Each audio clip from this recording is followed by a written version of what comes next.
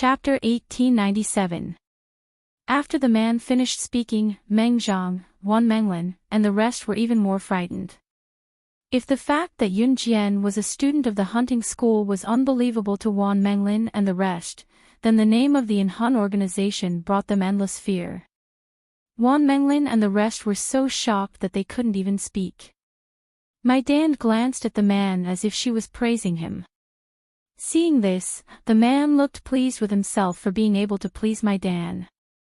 Just when Mai Dan and the man thought that they had successfully tricked Yun Jian's friend, Yun Jian wore a nonchalant smile and said softly, "That's right. Childish, ignorant." After speaking, Yun Jian grabbed Si Yi's hand with her small hand and walked towards the forest at the side.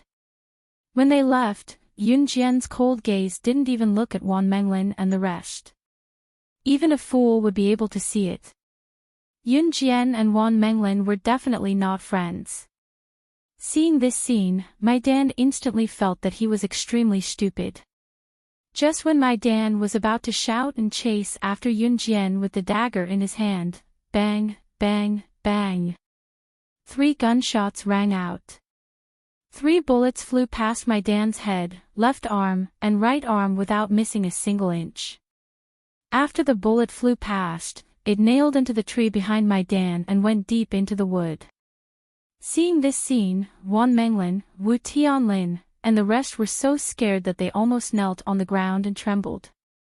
They didn't know when Si Yi had taken out his gun and fired 3 shots at Mai Dan. At that moment, Si Yi had already put his gun away. He circled Yun Jian and looked at Mai Dan and the rest. He warned them seriously, "Don't let me see you again.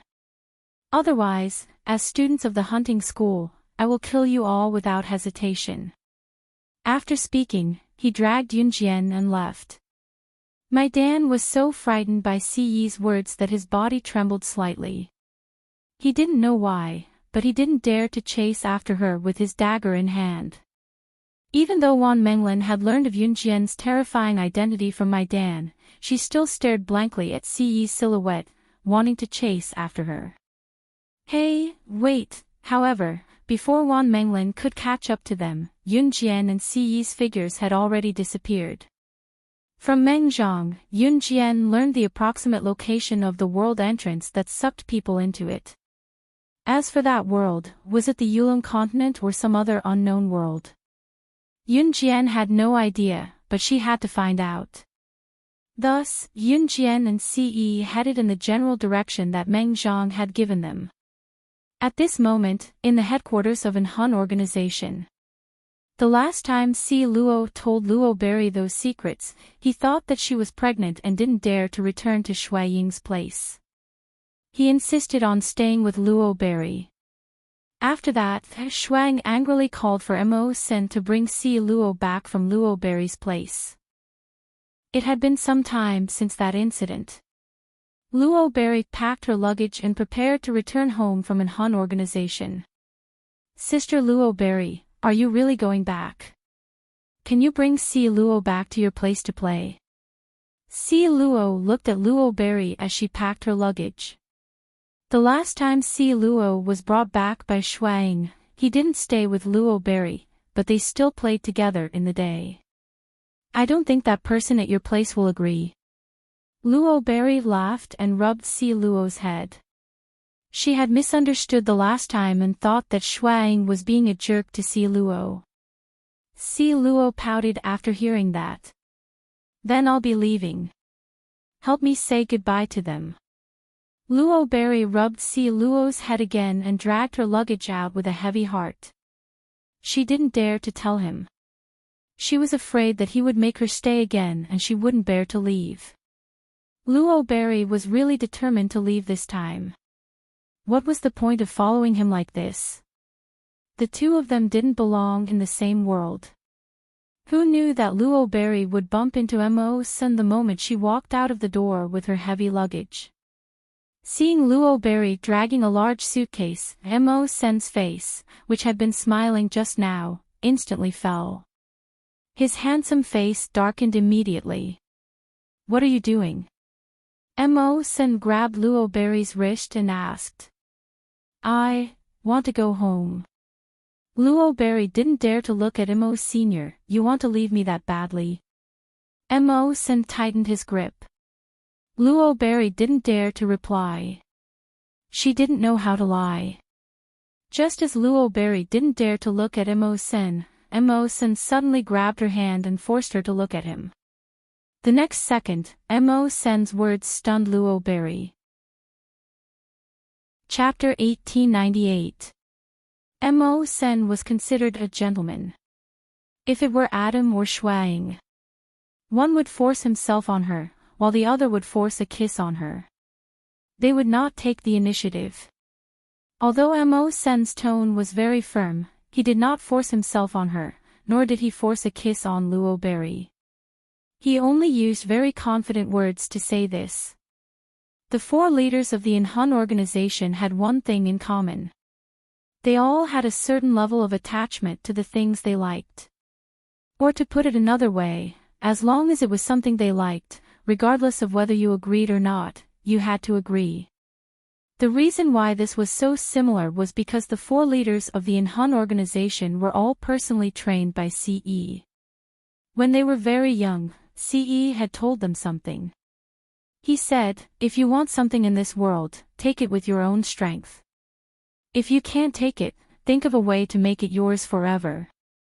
When a person was a child, it was the easiest time to implant ideas. For example, as the saying goes, people are born with good natures. The reason why they become bad later is because of the influence of the environment and various other factors. When a person is born, they are still young. Generally, children at this age are the easiest time to be led astray. And CE's words had penetrated deep into the hearts of Adam, Mo Sen, Shuang, and Lin Wei. Therefore, the 4 of them had such a similar point in common. At this moment, after hearing Mo Sen's words, Luo Berry was so shocked that she stood rooted to the ground. After being stunned for a few seconds, Luo Berry was about to speak, but she was interrupted by Mo Senator. He grabbed her wrist and pulled Luo Berry into his arms. Then, he did not allow Luo Berry to refuse. You're the one who provoked me.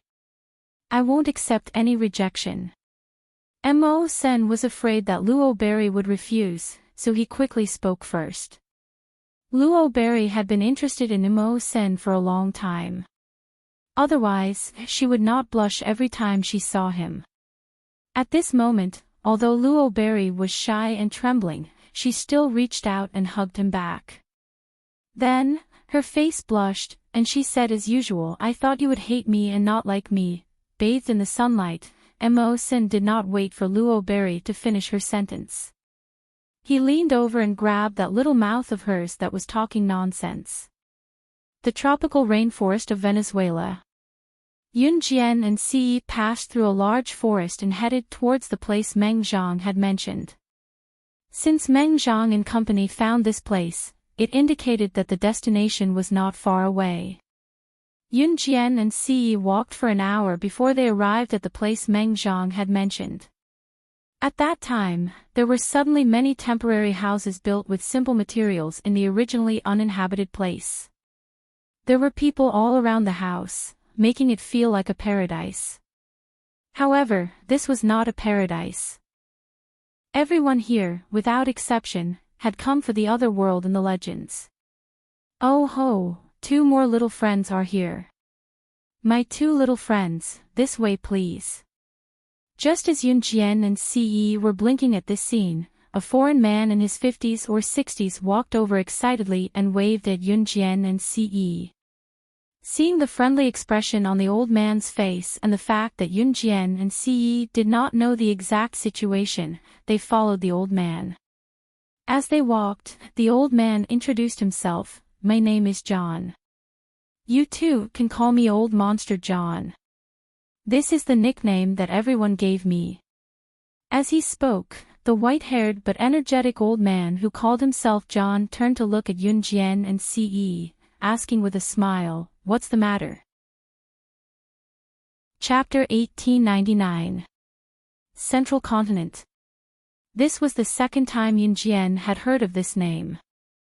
Yun Jian could not help but frown. The last time she heard of this name was from Huyan Ba, the head of the Huyan family, who used to be the #1 family in the Yulon continent. Huyan Ba had said something substantial back then. Back then, Huyan Ba had gone to the central continent and overheard a conversation between two black-robed men. The two black-robed men said that when the sorcerer god fell, the Lord God had used all his spiritual power to go against the heavenly Tao and saved him. They also said that the Lord God and the sorcerer god had gone to a place called Earth, and they had even sent people to assassinate them. They also said that if Yun Jian and Ce wanted to recover their memories as the sorcerer god and the Lord God, they had to inject powerful spiritual power into the sandalwood box. Later on, when they were absorbing the sandalwood box's memories, someone had interrupted them. Yun Jian believed that all of this was done by the mysterious person. The most important thing now was that since the black-robed men had appeared in the central continent, was the mysterious person from the central continent as well. Moreover, her teacher had asked her to come to the hunter school to find him. Did this mean that her teacher was also from the central continent? Yun Jian's eyes flashed. Her intuition told her that she had to go to the central continent. Little friend. Little friend. Little friend. Heartfelt waved his hand in front of Yun Jian's eyes a few times before he managed to get Yun Jian's attention.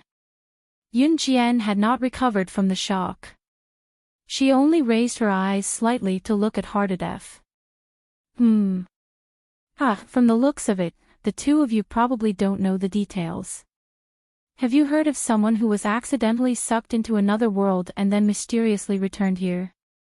Heartfelt was the first to speak. Yun Jian nodded. I've heard of it. Ce stood beside Yun Jian. His handsome face paired with his cold expression made it seem as if all of this had nothing to do with him. He only had eyes for her. The person who was mysteriously sucked into another world was my grandson, Joseph. The world he was sucked into was a place called the Central Continent. This was what the people in that world told him, John explained again as he led Yun Jian and Ce to a row of simple houses. My grandson plans to bring everyone to explore that world. However, we don't know how we're going to go there yet. Let me introduce you to my grandson, Joseph. He's a friendly person. Heartfelt said as he led Yun Jian and Ce to a house. There were 4 or 5 people sitting around the table in the house. One of them was a man who was about 25 years old. He had beautiful golden curly hair.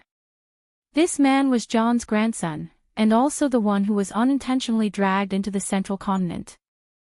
Joseph, these are the 2 new friends. Heartfelt introduced Yun Jian and Ce to his grandson before turning around to introduce Joseph and the others.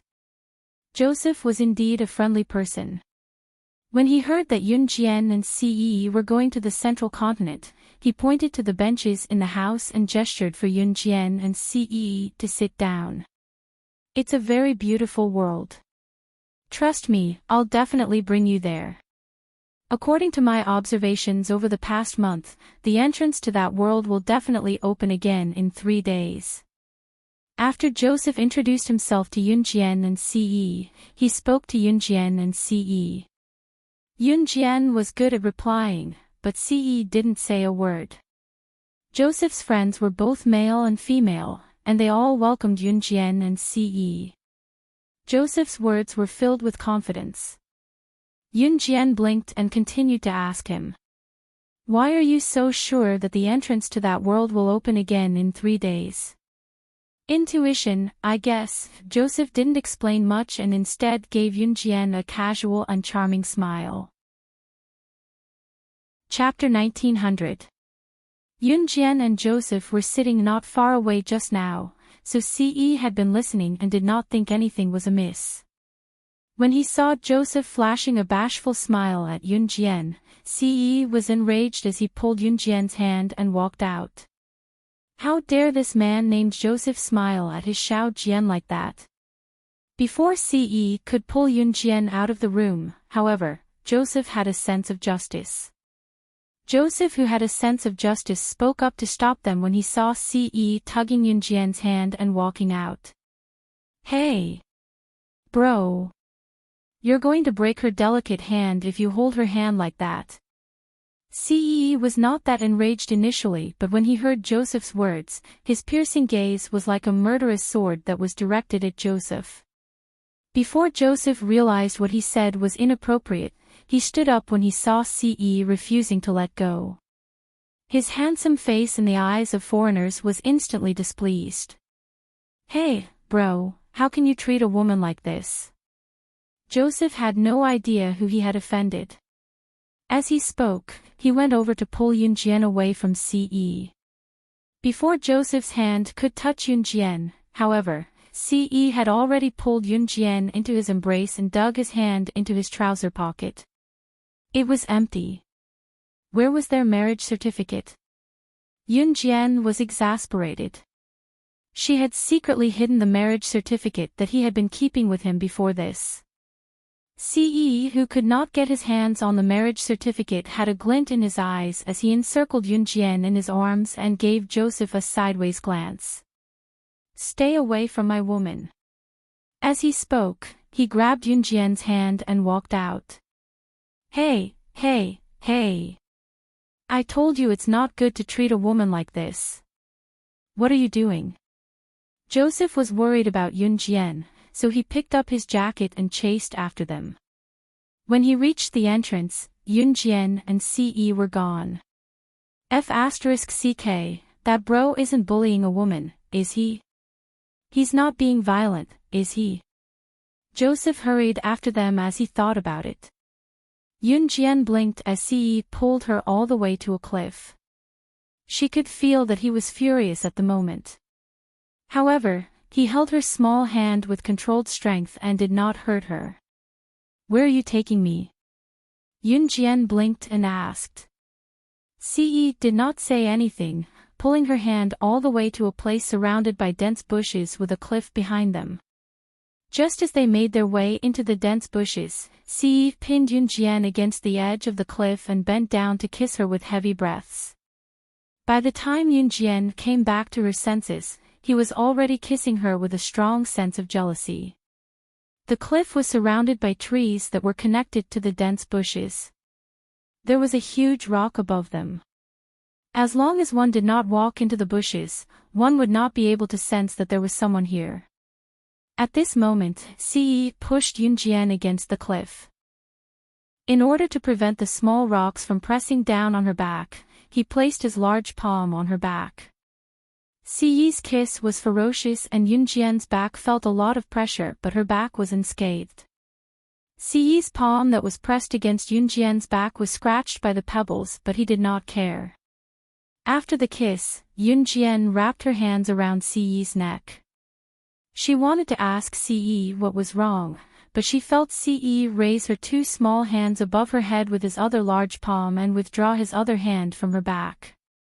Yunjian could see that the back of Ce's hand that was pressed against her back was scratched by the rocks. It was even bleeding.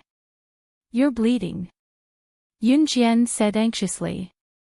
Before Yunjian could finish, however, Ce's bruised hand lifted her leg that was in the skirt, forming a 90-degree angle as he leaned forward. Chapter 1901. Reality proved that a man like Ce who had tasted meat couldn't help but be a vegetarian every day. Even if Yunjian was stupid, she could tell that he was angry because Joseph was too close to her. She had to admit that she liked Ce's angry look. Yunjian blinked slightly. Her legs were lifted and she suddenly wrapped her arms around his neck. It was a tacit consent for Ce to do something to her in the wilderness where there were only trees, bushes, and cliffs around them, but the place was well covered. Ce was also a normal man. Seeing his beloved woman hinting at him like this, he didn't hold back anymore and used his actions to prove his love for her. Hunting school. After sending Yunjian and the other students into the forest, Lin Wei and Jamie returned to their residence.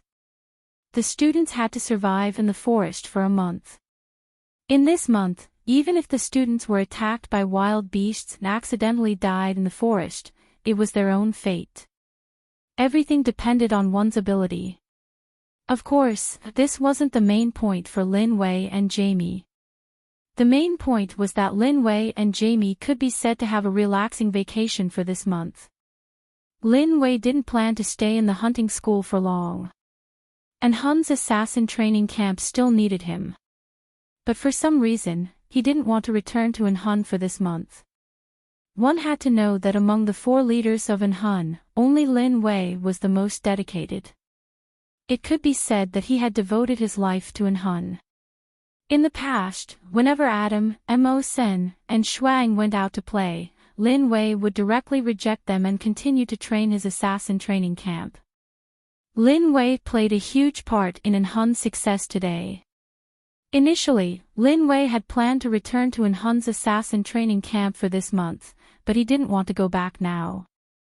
Returning to his simple bedroom in the hunting school, Yiling was sitting at the foot of the bed. Seeing him return, Yiling stood up fearfully. But she heard Lin Wei's words continue, "Pack up and leave with me." Yiling had stayed in the hunting school for almost 10 years and hadn't left for 10 years. She missed home and wanted to leave, but she couldn't. Therefore, after hearing Lin Wei's words, Yiling's gloomy face instantly lit up with anticipation. "I can leave this place?" Yiling asked Lin Wei in disbelief. Lin Wei was still a man of few words. He looked at Yiling, nodded, and then turned around to open the door, intending to leave for a while. Then, "Can I go home now?" Yiling's face was filled with disbelief. She looked at Lin Wei in disbelief and took 2 steps towards Lin Wei excitedly. However, just as she excitedly took 2 steps towards Lin Wei, Yiling didn't notice the smooth ground and fell directly in front of Lin Wei in the next second. Yiling had developed well and was very plump. With this slip, her ample bosom directly fell onto Lin Wei's arm. Feeling the warmth, Lin Wei's calm expression changed drastically. "This is..." Fortunately, Lin Wei's face was facing the door, so Yiling couldn't see his expression. By now, Yiling had realized her rudeness just now. She stood up straight with a blush while Lin Wei's expression returned to normal. "Watch the ground when you're walking. Why are you running around?"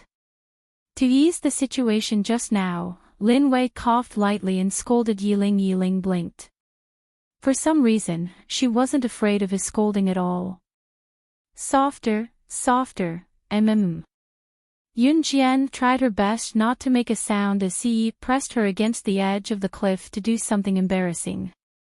Her face was as red as an apple. Ci kept his eyes on Yun Jian. With a smile on his face, most of his anger dissipated. His Xiao Jian was the prettiest at this moment. Just as Ci was hugging Yun Jian, Joseph's voice came from afar. Chapter 1902. Joseph's voice was getting closer and closer. It was impossible for Ce to stop at this critical juncture. Ce kissed Yun Jian's lips and blocked her beautiful voice. "Brother, brother. Brother. Oh my God, did he really bully her? That little girl looks so delicate. How could she have such a boyfriend? He even resorted to domestic violence. This kind of person should be arrested and sent to the police station." Joseph couldn't find them. After wandering around for a while, he started walking back while muttering to himself. Joseph was a righteous person. Even though he saw Yun Jian and thought that Yun Jian was pretty, there was no such thing as love at first sight. Love at first sight was based on the other party's looks. It wasn't love. Even though Lin Wei had said those words to Yiling when he first saw her, it didn't mean that Lin Wei had fallen in love with Yiling at first sight. Even now, Lin Wei still didn't love Yiling. He had only said those words because he found Yiling pleasing to the eye. Joseph had chased after them because he saw Ci's fierce expression. It was as if he wanted to eat Yun Jian up. Of course, eating here was different from being a loving couple. Joseph thought that Ce was going to beat Yunjian up. It was domestic violence. However, after looking around for a while, Joseph couldn't find them, so he went back. After Joseph left, Ce didn't restrain himself at all. Yunjian, who was pressed against the cliff, grabbed his shirt and didn't know where to put her hands. Moans came continuously from her mouth. In the little forest, the spring scenery was endless. Joseph searched for Yunjian and Ce all the way, but he couldn't find them. Thus, he returned to the simple house where they had set up camp. Joseph's grandfather, John, who had introduced Yunjian and Ce to Joseph and had even told Yunjian and Ce about the details, grabbed Joseph's ear. "Joseph, where did you go?" John asked Joseph. "Ouch, ouch, ouch. Grandpa, I saw that he was about to resort to domestic violence, so I went to stop him." Joseph had an innocent look on his face as his grandfather dragged him 2 steps by the ear. "That's enough. Why are you joining in the fun? Do you want to watch the lovey-dovey couple? My son of AB*TCH, grow some eyes, be careful not to be destroyed."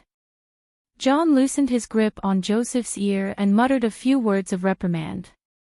John was in his 50s or 60s this year. He had a rich life experience, so he naturally saw through it. Heartedef could tell that Yunjian and Ce weren't ordinary people. This was especially true for Ce, a young man. Heartedef thought of Ce and his eyes darkened. This young man was definitely not an ordinary person. He was not to be trifled with. In the grove, Yunjian, who had been pestered by Ce thrice, was weak in the knees. Ce tidied Yunjian's clothes back to their original state.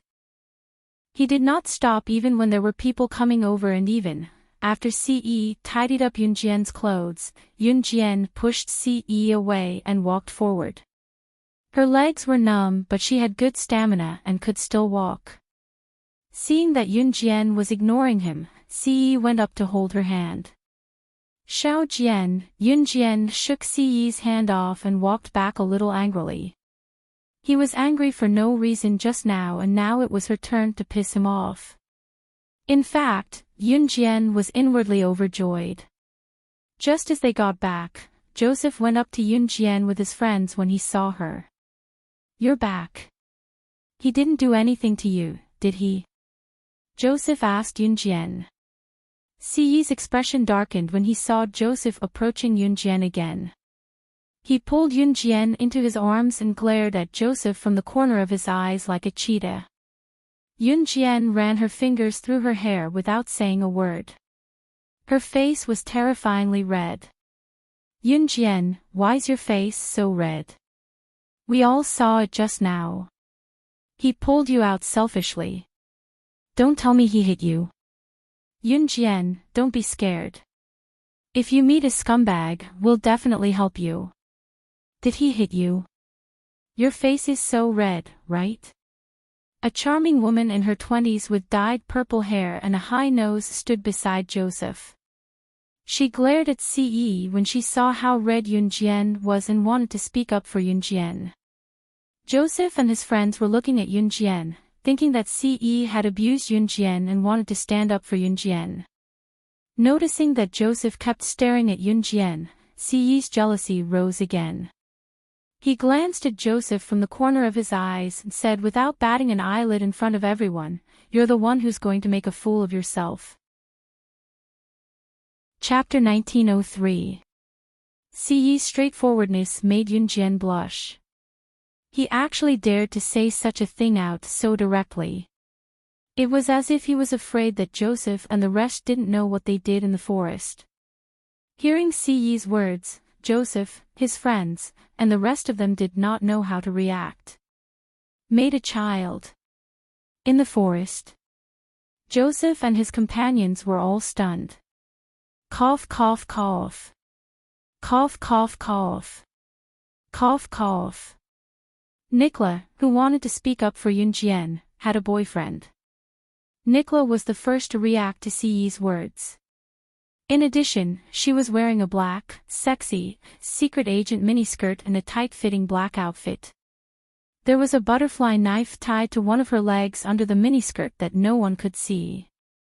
However, when Nicola lowered her head slightly, she could see that Yunjian's fair thighs were red from the friction.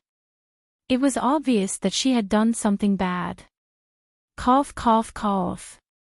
Where were we? The entrance to the central mainland will open in 3 days, right? Hurry up, let's continue with our preparations. Nicola was the first to react. She dragged Joseph and his other friends into the house while everyone else was still reacting to the situation. Awkward, a mysterious awkwardness. Nicola was misled by Joseph's words. She really thought that Ce had bullied or abused Yunjian. Nicola thought that Yunjian was just an ordinary girl. Nicola had a strong sense of justice. As a woman, if she saw Ce abusing or bullying Yunjian, Nicola would definitely stand up for Yunjian.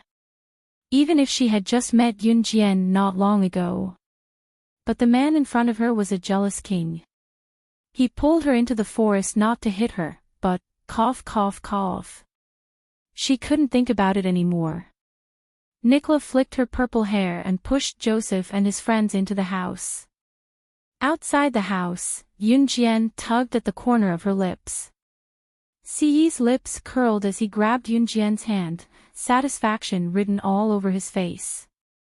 Without a marriage certificate, he could still declare his sovereignty. His Xiao Jian could only be his. No one could dream about it. Heartfelt was considered the supervisor here. He arranged a room for Ce and Yunjian so that Ce and Yunjian could stay here at night and rest during the day. Yunjian and Ce rested here. In the next 3 days, Yunjian got to know Joseph, his friends, Heartfelt, and the people here. They were all friendly. These people were all modest and friendly, especially Heartfelt. As long as there were people who wanted to go to the central continent and wanted to explore it, or people who were interested in passing by, he would take them in. Unfortunately, Meng Zhang and his friends who had interrupted Ce's plan in the cave not long ago were taken in by Heartfelt as well. Yunjian, who knew about this, did not appear in front of them, so Meng Zhang and his friends did not know that Yunjian and Ce were here as well. It was only on the 3rd day when Joseph announced that he had found the exact location of the central mainland that Yunjian and Ce appeared in front of everyone. Meng Zhang was stunned when he saw Yunjian and Ce. Wu Tianlin, who had been harboring ill intentions toward Yunjian, also glanced at Yunjian from the corner of his eyes. Although he knew Yunjian's identity before this, it was a huge blow to him. Hateful people were hateful. No matter how powerful they were, they could not change this reality. As for Wan Menglin, she could not help feeling jealous when she saw Ce with one hand in his pocket and the other holding Yunjian's hand. Why was such an outstanding man hers and not hers? Was it because she met him too late? Yunjian was also a student of the hunting academy. She was even related to an Hun group. Once she thought of this, Wan Menglin's heart clenched in jealousy. Is everyone ready? To be honest, I'm not sure if I can send everyone back this time. The other world is very dangerous, even life-threatening. If you don't want to take the risk, I advise you to stay. Chapter 1904. Joseph's words were said in all seriousness, as if he was making a solemn promise, but also as if he was a hero, a Superman. In Joseph's country, messiahs, heroes, and supermen were the targets that the boys yearned to be. And today, Joseph stood in front of everyone like a hero, saying those touching words to everyone. No one would say such a thing. Joseph's words must have come with a lot of determination. The group of people standing beside Joseph were all moved. Yunjian blinked, but didn't show any signs of being moved. In the end, everyone unanimously decided that except for John and the older ones, the younger ones would follow Joseph. Whether they could return from this trip to the other world was unknown, and whether they could find the entrance to the other world was also unknown. Of course, Joseph and the others didn't know that it was only a matter of time for Yunjian and Ce to find the entrance. The group of people followed Joseph and soon continued to move forward from the row of houses. Knowing that Joseph had been to the other world, everyone present was very interested. This was especially true for Wan Menglin.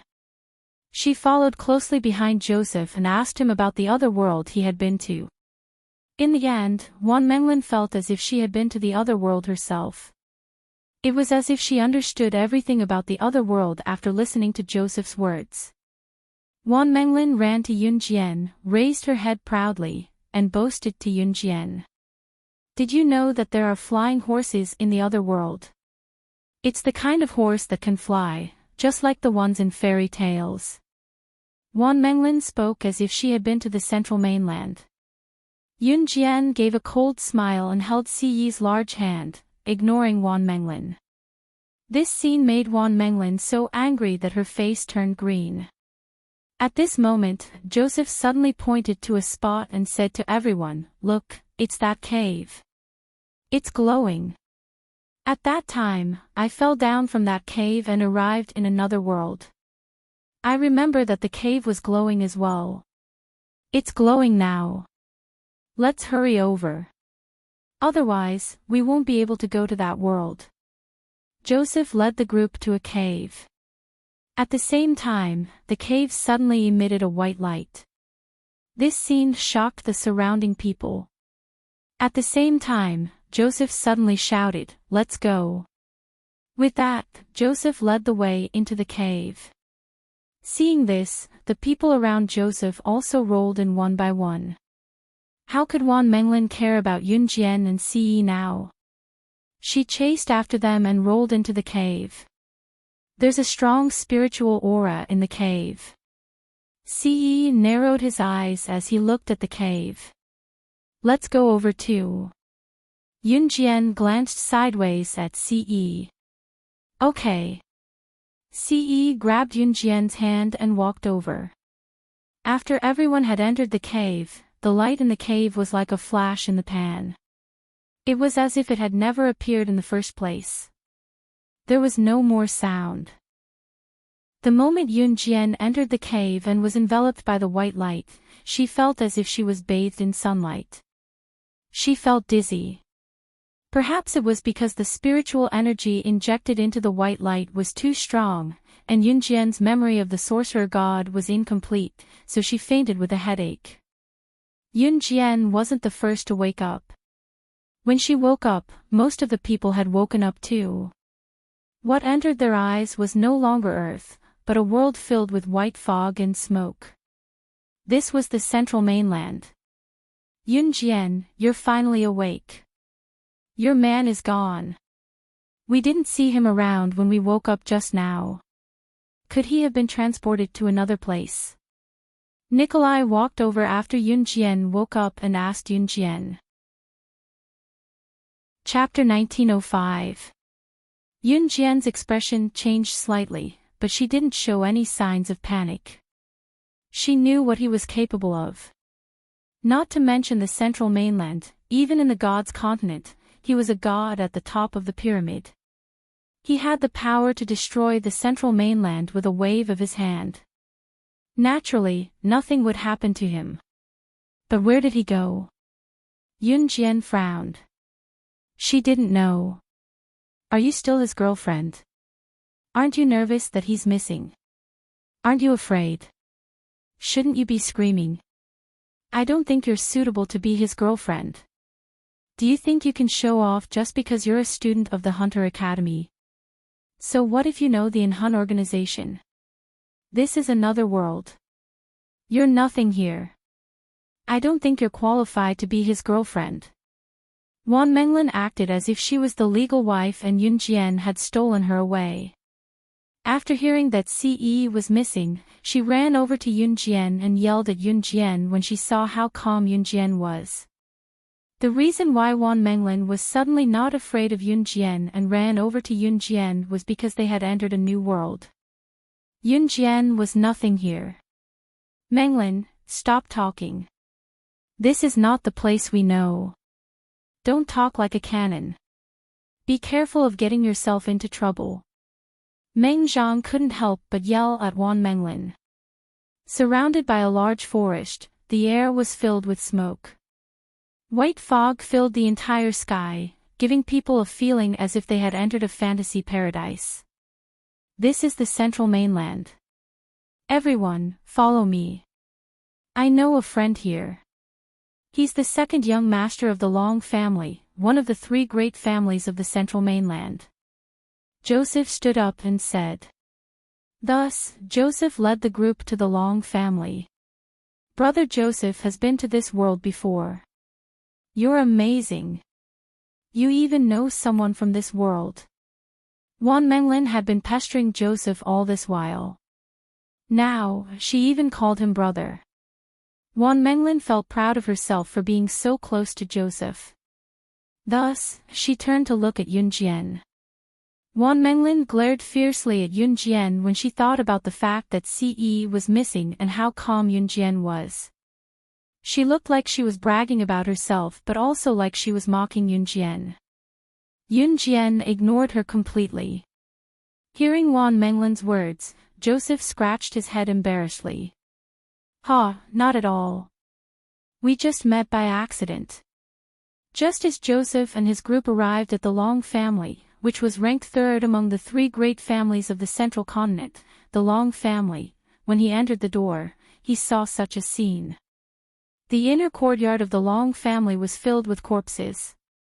In the sky above the Long family's courtyard, an expert was baptizing the Long family. It was obvious that the Long family was about to be exterminated. As for the Long family's clan leader, he was resisting the attacks of that expert with all his might. Clearly, he was on the verge of collapsing. The group of young men and women beside the Long family's patriarch were the descendants of the Long family. Seeing this bloody scene, Joseph and the surrounding people cried out in alarm. When the second young master of the Long family saw Joseph, his pupils constricted and he shouted at Joseph, "Go! Go! Joseph! Leave this place! Run!" In the central continent, it was common for families to fall. Sometimes, a powerful expert with strong spiritual power could exterminate a family. Joseph was stunned when he heard this. Wan Menglin was so frightened that she turned around and wanted to run. He. Since you're here, don't leave. Stay here. The expert flying in the sky waved his hand and closed the door. Wan Menglin originally wanted to be the first to run out, but the door was closed tightly. She was so frightened that she sat on the ground and trembled. Why did they have to encounter such a thing? What a coincidence, they came here just when the Long family was about to be exterminated. It's actually a human without any spiritual power. The expert discovered that Joseph and the rest did not have any spiritual power and was surprised. He then relaxed his attack on the Long family's patriarch. Interesting. You're actually from Earth. Ha. All of you will become my dinner. The expert pointed his spear at everyone. For a moment, everyone, including Wan Menglin, was so frightened that they did not dare to move. One must know that there were immortal cultivators in this world. If an immortal cultivator moved a finger, they would not be able to fight back at all. Just as the expert was about to kill everyone with a wave of his hand, however, a blinding light shot out from Yunjian's hand in front of everyone and easily blocked the attack. Seeing this, the expert's pupils constricted. This little girl was actually able to block his attack. One must know that this little girl did not have any spiritual power. In the various continents, there were only two reasons why one could not see the other party's spiritual power. First, the other party was a human from Earth. Second, the other party's spiritual power was higher than his. Could it be that this little girl? The expert was stunned, then he frowned and asked Yunjian, "Who are you?" At this moment, everyone looked at Yunjian. However, Yunjian released her aura in front of everyone. She looked directly into the expert's eyes without fear. Suddenly, she curled her lips and sneered. Just like 1,000 years ago when she was famous across the continents for killing the gods, all the experts of the continents were frightened by her name. She said coldly, "Despicable commoner, listen carefully to the question of who I am." Chapter 1906. At this moment, Yunjian's aura was fully unleashed. That powerful aura made everyone present shudder. Meng Zhang, Wu Tianlin, Wan Menglin, Joseph, Nikolai, and the rest felt their hearts skip a beat. Yunjian's words made the powerhouse fly in the air in a daze. He could not react for a while. Not to mention the Long family, the last of the three major families in the central mainland. When Joseph brought his people here, the Long family, who could not withstand the powerhouse's attack and were about to be wiped out, only wanted to curse when they saw Joseph and the rest. Were they stupid? Coming here at this juncture was asking for death. However, the Long family did not expect such a huge change. They were not mistaken. A ray of light flew out from the hand of the human girl who did not have any spiritual power and blocked the powerhouse's attack. The girl even called herself Sorcerer Goddess. In the legends, she had been to the gods' continent that no one could reach or even know if it existed in this world. She had even killed the gods of the gods' continent with her bare hands. The Sorcerer Goddess, the daughter of the Sorcerer clan from the Sorcerer clan of the Yulong continent. The Sorcerer Goddess, the youngest and most powerful of the Sorcerer clan. She had led the Yulong continent from the bottom of the tens of thousands of continents to an existence that no other continent could rival except for the legendary gods' continent. Back then, the Yulong continent was the lowest level continent among the tens of thousands of continents. The people of the Yulong continent were existences that could be trampled on by any continent. Later on, the Sorcerer clan, the number one family of the Yulong continent, produced a Sorcerer Goddess. In just a few years, this girl named Sorcerer Goddess led the Yulong continent to become the most powerful continent among the tens of thousands of continents other than the legendary gods' continent. Later on, the Sorcerer Goddess fell. Although the Yulong continent was not as powerful as before, it was no longer a continent that could be trampled on by anyone. Later on, there were rumors that the Sorcerer Goddess had been to the gods' continent and had killed the gods of the gods' continent. The Sorcerer Goddess of the Yulong continent was a great figure that was respected and feared by tens of thousands of continents. The most appropriate example was that if the immortal cultivators of the tens of thousands of continents had children who were fooling around and refused to cultivate spiritual power, the parents would only need to say in front of their children, "Stop fooling around. If you don't listen to me, I'll let the Sorcerer God eat you."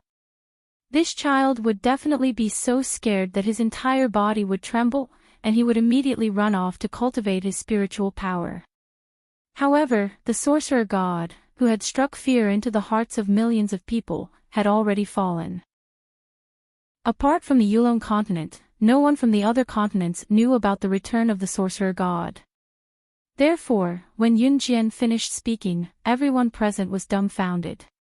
Of course, this was only limited to the expert flying in the sky and the people of the Long family. Ni Kra, Meng Zhang, Wu Tianlin, Wan Menglin, and the others did not know the meaning of the two words Sorcerer God. Seeing that everyone was stunned, Wan Menglin was also stunned. Then, she glanced at Yunjian disdainfully. In front of everyone, she wanted to be in the limelight, so she said, "What is Sorcerer God?" After saying that, Wan Menglin looked at Yunjian. Her face was full of mockery, contempt, and deep reproach. "Yunjian, what kind of critical moment is this? Can you be a little more mindful? Do you think you're still on Earth? Do you think that if you pretend to be from the Yulong continent, people will give you face? Don't think too highly of yourself. It's fine if you want to die, but please don't bring harm to all of us." Something like this was happening in the Long family of the central mainland. At the same time, in the deity continent. The deity continent really existed, and it stood at the top of the millions of continents. It required a strong spiritual power to open the passage to the deity continent. Similarly, to leave the deity continent to go to the millions of continents or Earth, one also needed to open the passage. There were no more than 10 deities on the deity continent who could open the passage to or from the deity continent. Therefore, even if the deities on the deity continent really existed, they could not stand in front of everyone. The deity continent, the temple. The temple was the symbol of the deity continent. At the same time, it was also the place where the ruler of the deity continent lived. It symbolized supreme glory. All the deities on the deity continent were under the jurisdiction of the ruler of the temple. In the temple, an old man sat in the middle of the main hall, eating meat and drinking wine. A man walked in from outside the temple. This man was extremely handsome. His tall and slender figure was so perfect that it made people gasp in amazement. Even the splendor of the divine hall was overshadowed by his handsome face. The old man took a bite of chicken. When he saw the man, he was stunned. Then, he cheered, "Yo, the ruler of our deity continent, the Lord Divine Lord, is finally willing to come home." As he spoke, the old man took a bite of chicken drumstick and a sip of wine. He looked at the man left and right as if he was looking for someone. When he could not find the person, the old man scolded the man with dissatisfaction. Chapter 1907. As the old man spoke, he took another bite of the drumstick and drank a mouthful of wine with it, looking extremely satisfied. Siyi's gaze darkened as he glanced at the old man from the corner of his eyes. Suddenly, he stretched out his right hand and grabbed the air in front of the old man. The old man who had been sitting comfortably on the short table was suddenly pulled up by a force and hovered in the air. The drumstick in his hand fell off and spun in front of him. The old man wanted to grab his drumstick, but there was a force that prevented him from doing so. The old man could not break Siyi's spiritual energy even after exhausting all his spiritual energy. Burp. The old man burped first and hovered in the air, glaring at Siyi with his not-so-ferocious eyes before continuing. "Brat, are you trying to kill your father? Hurry up and put me down. You chased after the sorcerer goddess back then and only came back to see me after thousands of years. You're being rude to me the moment you come back. Be careful or I'll spank you." As he spoke, the old man even clenched his fist at Siyi like an old child. The temple was where the ruler of deity continent resided. The ruler of deity continent was also the ruler of the gods. It was the symbol of supremacy, the symbol of ultimate capability. Siyi was the ruler of deity continent. Lord Deity was the title the gods of deity continent gave him. This old man was Lord Deity's father, the Lord Deity. At the same time, the old man was also the previous ruler of deity continent. Lord Deity was the title the gods gave to the previous ruler. At this moment, the Lord Main God, who was revered by all the gods, was hovering in the air, unable to land on the ground. "Old man, let me give you a piece of advice. If the beloved disciples you sent to tail her dare show up again, don't blame me for killing them." Siyi looked at the old man coldly as he uttered those words. Every time he was alone with Xiao Jian or wanted to do something, the annoying fellows the old man sent to watch their every move would appear. If it were not for the old man's dignity, he would have destroyed those fellows directly. With that, he retracted his hand and his spiritual energy dissipated. Like a bird with a broken wing, the old man fell from the air without any warning and landed back where he had been sitting just now. With a loud thud, the old man groaned and rubbed his butt to face Siyi, feeling wronged. "How can you treat your old man like this? Brat! Be careful, or I'll make the sorcerer goddess Cutie ignore you forever." "How dare you!" Siyi's eyes darkened when he heard that the old man wanted her to ignore him forever. The old man was terrified. Seeing the change in Siyi's expression, he quickly waved his hand. No, no, I'll listen to you.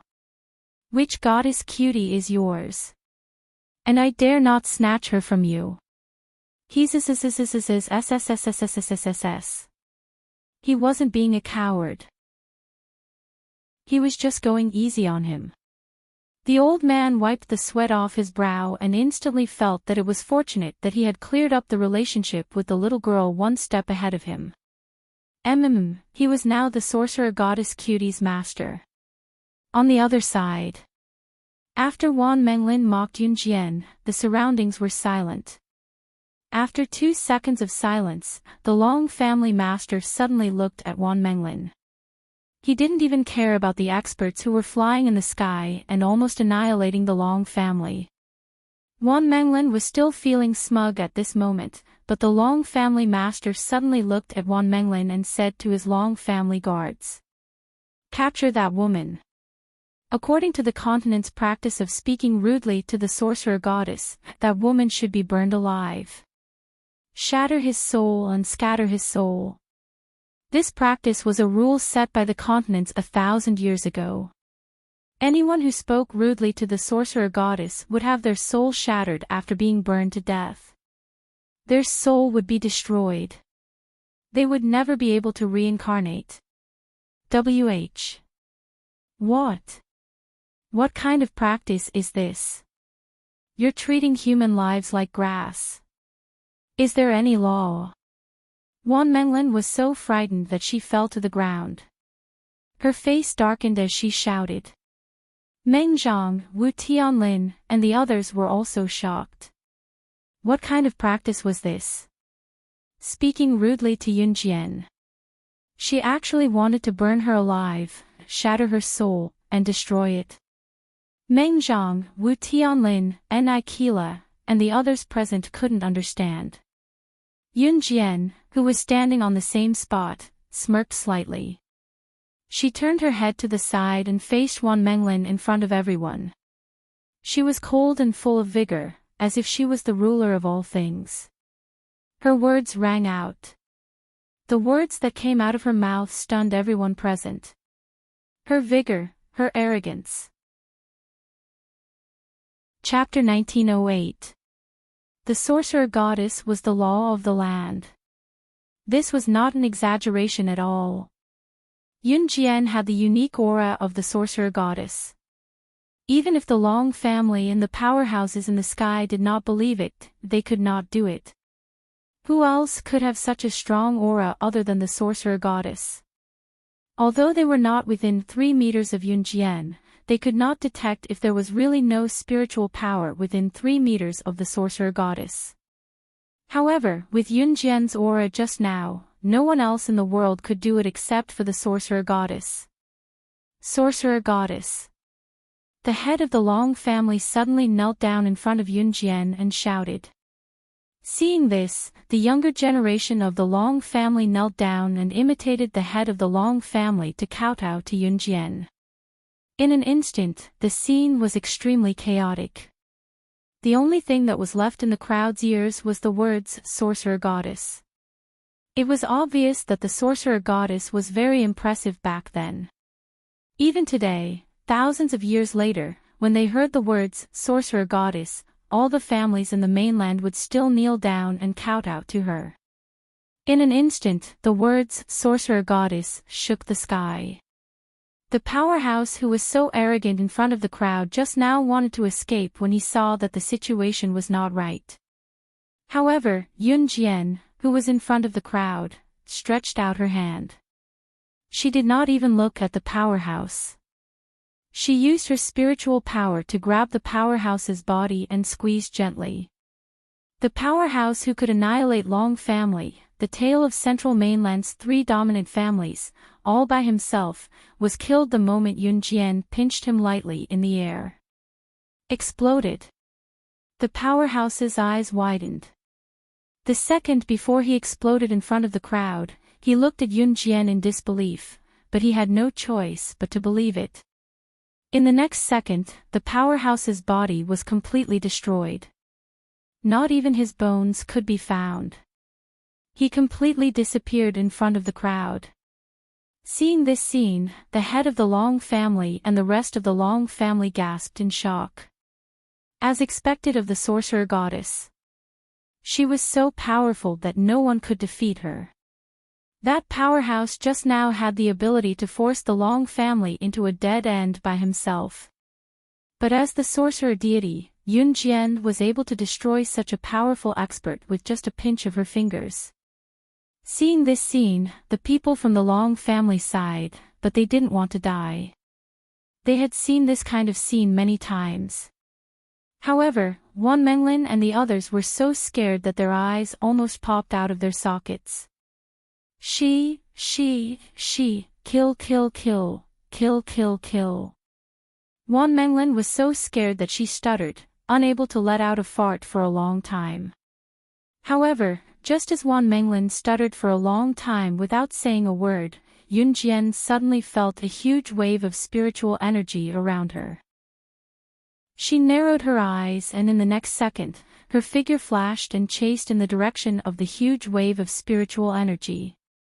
Whether it was the Long family or Joseph's group, since she had come to the central continent, she did not plan to stay for long. At this moment, Yun Jian didn't say anything and just chased after the figure with huge spiritual energy fluctuations. Two shadows that were as fast as phantoms shuttled through the forest. In the next moment, the figure in front of him landed on the ground. Yun Jian couldn't help but narrow her eyes at someone who could run so far in front of her. This person must be a god from the gods' continent. Apart from the gods' continent's gods, there was no one else who could run so far in front of her before she caught up to them. In the next breath, Yun Jian grabbed the shoulder of the figure who was running at high speed. You've been watching me since we were in the hunting school. What's your motive? After Yun Jian grabbed the figure's owner, her cold voice rang out. The person whose shoulder was grabbed by Yun Jian was a woman who was slightly taller than Yun Jian and had a voluptuous figure. The woman was looking straight ahead, so Yun Jian couldn't see her face clearly. Hearing that Yun Jian had discovered her long ago, the woman was obviously shocked. However, Yun Jian's words rang out again. These words made the woman even more flabbergasted.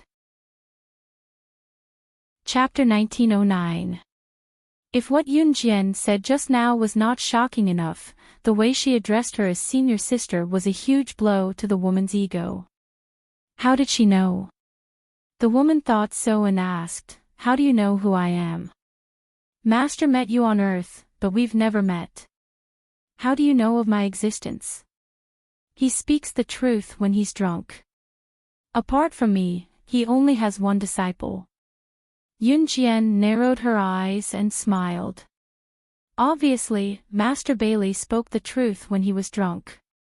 He told Yun Jian that he had another female disciple apart from Yun Jian. The woman was speechless when she heard that.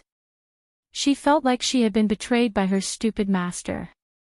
The woman didn't feel like she had betrayed her master's trust when she was caught stalking her and recognized her identity. "Alright, since you recognized me, I won't hide anymore." The woman turned around and looked at Yun Jian.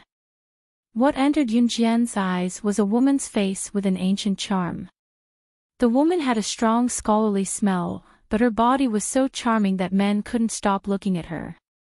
Her seemingly innocent face, coupled with her voluptuous breasts and plump buttocks, made her look cold, gentle, sexy, and a little mysterious. It had to be said that an ordinary person would give off a strange feeling if they were to have these characteristics. However, when everything was presented on this woman, there was a unique kind of beauty that opened people's eyes. Even Yun Jian couldn't help but blink. "I've heard that you're the only disciple apart from me.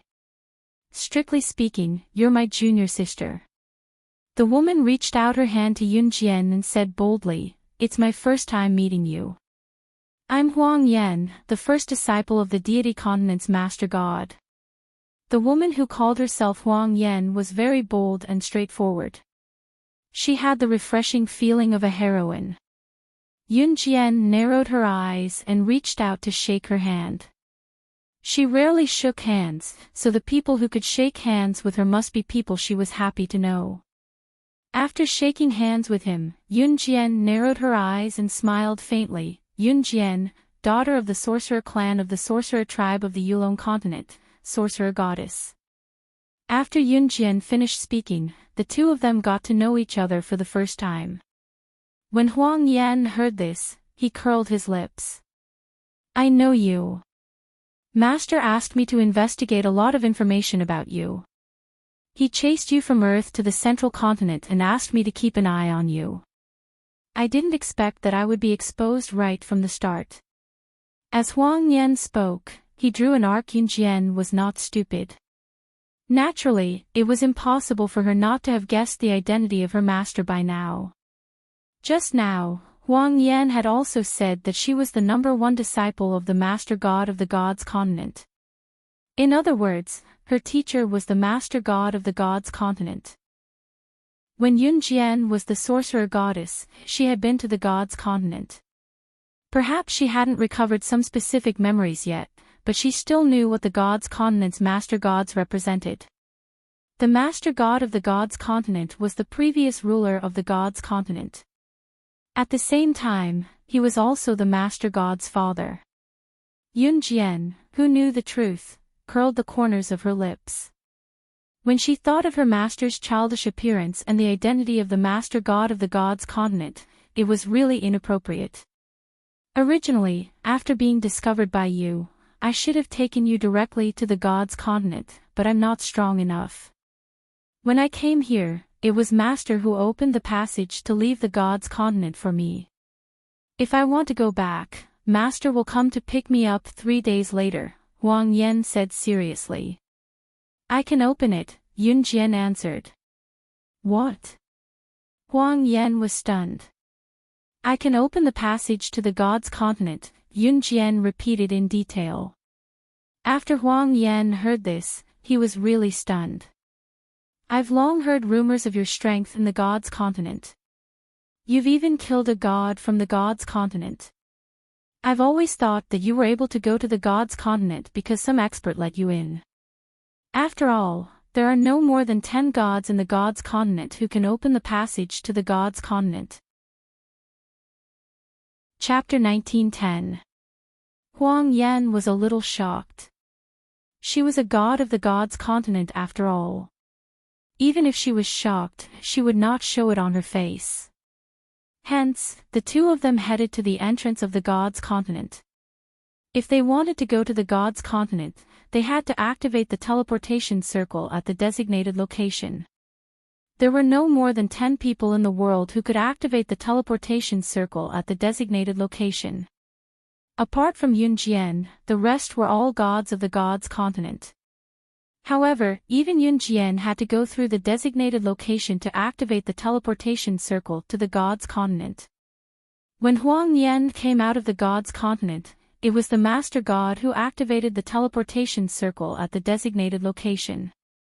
The designated location to the gods continent was the Tan family, the leader of the 3 great families of the central continent.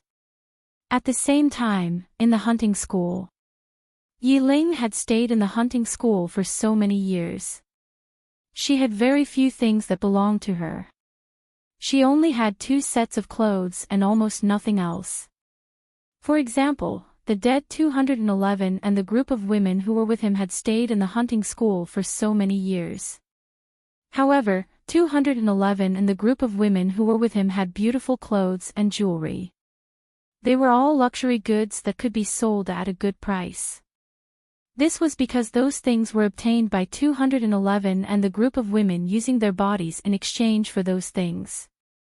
Yi Ling packed her things in the girls' dormitory building and waited excitedly for Lin Wei downstairs. She could finally leave the hunting school. At this moment, the excitement in Yi Ling's heart could not be described with words. Lin Wei didn't pack anything. Seeing Yi Ling waiting for him downstairs in the female dormitory, he walked over in a few steps and wanted to help her carry her luggage. No, I can carry it myself. Yiling carried her luggage with both hands and wanted to reject Lin Wei's kindness. However, Lin Wei grabbed the luggage that Yiling was carrying with both hands and left with Yiling, not allowing her to refuse. Just as they got into Lin Wei's Maserati sports car, Yiling hugged her luggage and asked Lin Wei, "Where are we going? Can I go home now?" "Travel." Lin Wei was still a man of few words. He gave Yiling a simple reply. "Travel." Yiling was stunned. If Adam or Snow Eagle were here, they would probably be stunned by Lin Wei's words. Traveling. In the past, when Adam went on a trip with the Snow Eagle organization, Lin Wei rejected them very straightforwardly. The reason was only one word: boredom. Yiling naturally didn't know this, but she wanted to go home, so she turned her head to look at Lin Wei, pursed her lips, and asked Lin Wei, "Then after the trip, can I go home?" "Okay." Lin Wei agreed. Yiling's heart was suddenly filled with excitement. However, Lin Wei's next sentence broke Yiling's excitement. He said, "You can after you give birth to the child." Yiling was speechless. Why was he so obsessed with having children?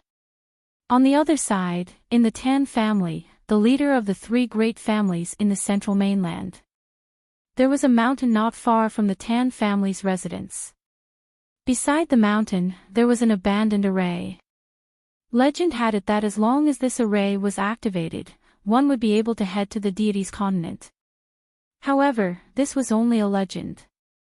However, beside this abandoned formation, there was sufficient spiritual energy. In layman's terms, cultivating beside this abandoned formation would be 10 times faster than cultivating outside. Therefore, under normal circumstances, the disciples of the Tan family would cultivate beside this abandoned formation. When Yun Jian and Huang Yan arrived, they saw many disciples of the Tan family cultivating beside this abandoned formation. Although this formation was abandoned, as long as enough spiritual energy was injected into this formation, the abandoned formation could be opened and one could head to the deity's continent. Yun Jian and Huang Yan had just arrived, but before they could reach the abandoned formation, they were stopped by someone. "Who are you? What are you doing here? Don't you know that this is a forbidden area? Other than the people of the Tan family, outsiders are not allowed to enter." Chapter 1911. The Tan family was actually responsible for guarding the passage between the gods' continent and the other continents. They were the guardian family of this abandoned Dharma array. At the same time, the strength of the Tan family's disciples was also very strong. That was because cultivating at the entrance to the gods' continent, which was the abandoned Dharma array, could be 10 times faster than cultivating outside. Therefore, among the thousands of continents, the Tan family's strength could not be underestimated. At the same time, the Tan family had also guarded this abandoned Dharma array for generations in order to prevent some bad people from getting close to the Dharma array and destroying it. When Huang Yan came out of the gods' continent, she was not discovered by anyone in the Tan family. As for the matter of the sorcerer god going to the gods' continent and killing the gods of the gods' continent, it was also spread by the ancestors of the Tan family. This was because the ancestors of the Tan family had seen the sorcerer god open this abandoned Dharma array and go to the gods' continent with their own eyes. Now, after a long time, the people of the Tan family still firmly believed that the gods' continent really existed in this world. They had been guarding this abandoned Dharma array, absorbing the spiritual power emitted by the Dharma array and protecting it. At this moment, the burly man standing in front of Yun Jian and Huang Yan was looking at Yun Jian and Huang Yan with a vicious expression. Seeing that Yun Jian and Huang Yan did not move or leave, the burly and muscular man roared at Yun Jian and Huang Yan. "Why are you still not leaving?" After roaring, the man revealed a ferocious expression at Yun Jian and Huang Yan. Ordinary girls, even if they were cultivators, would have been scared away by the man's ferocious expression and terrifying aura. Seeing that Yun Jian and Huang Yan did not move, the man frowned. Big brother, are you going to be kind again? This is our 10 families forbidden area. Trespassers will die. According to our 10 families rules, anyone who enters our 10 families forbidden area will be killed without mercy. Big brother, you have already let go of 2 people who mistakenly entered our 10 families forbidden area. If you ignore our 10 families rules like this, how will you inherit our 10 families great cause in the future? This time, no matter what, I will not let anyone who enters our 10 families forbidden area leave alive. After the tall and sturdy man roared at Yun Jian and Huang Yan, a young man behind him led a group of 10 family disciples over. Hearing the young man's words, the tall and sturdy man was the eldest son of the Tan family, Tan Ming. At the same time, he was also the next successor of the Tan family. As for the young man following behind, the one who had spoken to Tan Ming, he was the second young master of the Tan family, Tan Liang. The Tan family had 2 young masters. The eldest young master, Tan Ming, and the second young master, Tan Liang, were not born from the same mother. Yun Jian could tell at a glance that the person who had just roared at her and Huang Yan, telling them not to leave quickly, was the eldest young master, Tan Ming. The Tan family had 2 sons. Tan Ming was tall and sturdy. He was not handsome, but he was the future heir of the Tan family. Tan Liang was the exact opposite of Tan Ming. Tan Liang was handsome and was highly sought after by girls. Tan Liang had been eyeing Tan Ming's position as the future successor of the Tan family for a long time. Just now, Tan Ming Chong had roared at Yun Jian and Huang Yan. It was obvious that he wanted to save them. This was the Tan family's forbidden area. According to the Tan family's rules, ordinary people who trespassed would die. Tan Ming, who had hurriedly walked over and roared at Yun Jian and Huang Yan, was trying to save them. He wanted them to quickly run away before Tan Liang could arrive. That was why he had revealed such a ferocious expression. Unexpectedly, Tan Liang had been staring at them for a long time. As soon as he heard the noise, he hurriedly walked over. They just happened to pass by here. There's no need to kill. Tan Ming frowned when he heard Tan Liang's words. He turned to look at Yun Jian and Huang Yan and roared. Why aren't the 2 of you scram? This action was also to save Yun Jian and Huang Yan. Yun Jian, who was opposite him, narrowed her eyes slightly.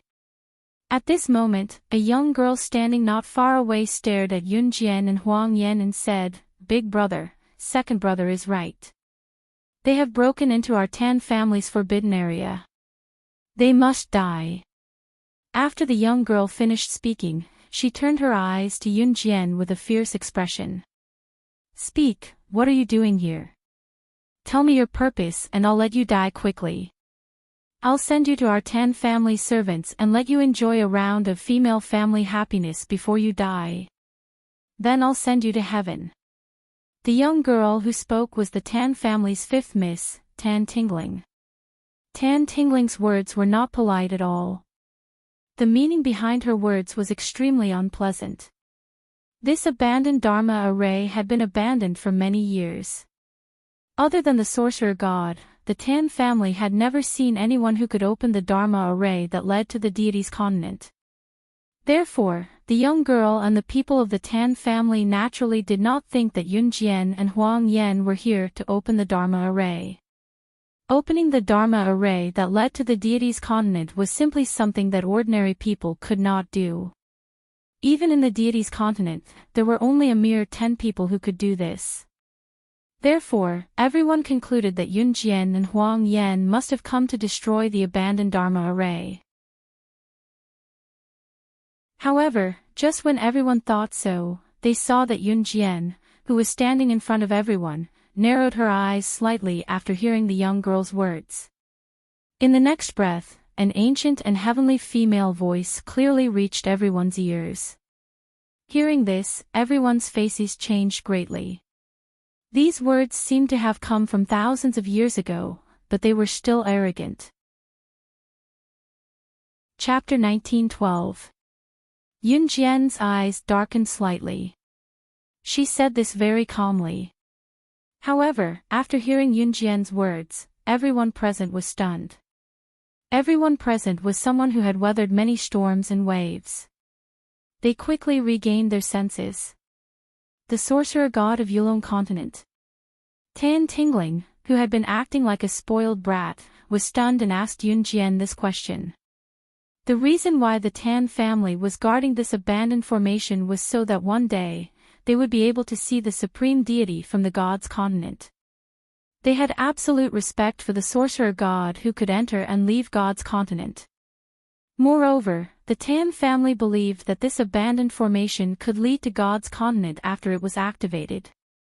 God's continent really existed in this world. In addition, if the gods wanted to enter God's continent, they had to pass through this formation. After hearing Yunjian's words, Tan Tingling's expression changed abruptly. When Tan Ming and Tan Liang heard this, their expressions changed drastically as well. After Tan Ming's expression changed, he hurriedly said to the Tan family disciples behind him, "Hurry up and find Father." Regardless of whether the sorcerer god was the real one, they had to call the Tan family's patriarch, who was also their father, over first. There's no need. The one who spoke now was Huang Yan. Junior sister, let's go. Huang Yan turned his head and spoke to Yunjian. Yunjian nodded. Because of Yunjian's words, the Tan family members did not dare to stop her.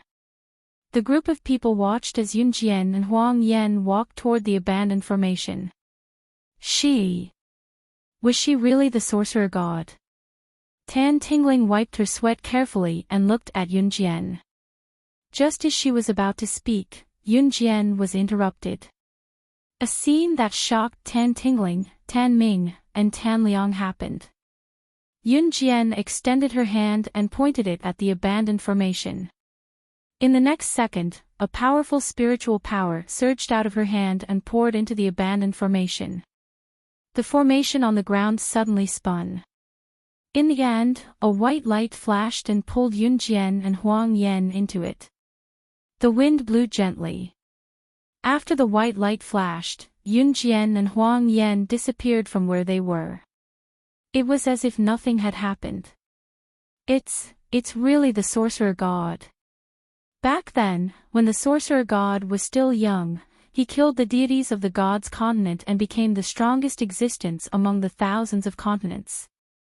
The sorcerer god has returned. Quick, go and spread the news. Let everyone know that the king of the myriad continents has returned. When everyone in the Tan family saw this, they were so frightened that they knelt at the spot where Yunjian had disappeared. Their exclamations, shouts, and cheers were thunderous. 1,000 years ago, the sorcerer god was the god in the hearts of the people of every continent. Today, 1,000 years later, she was still an immortal legend.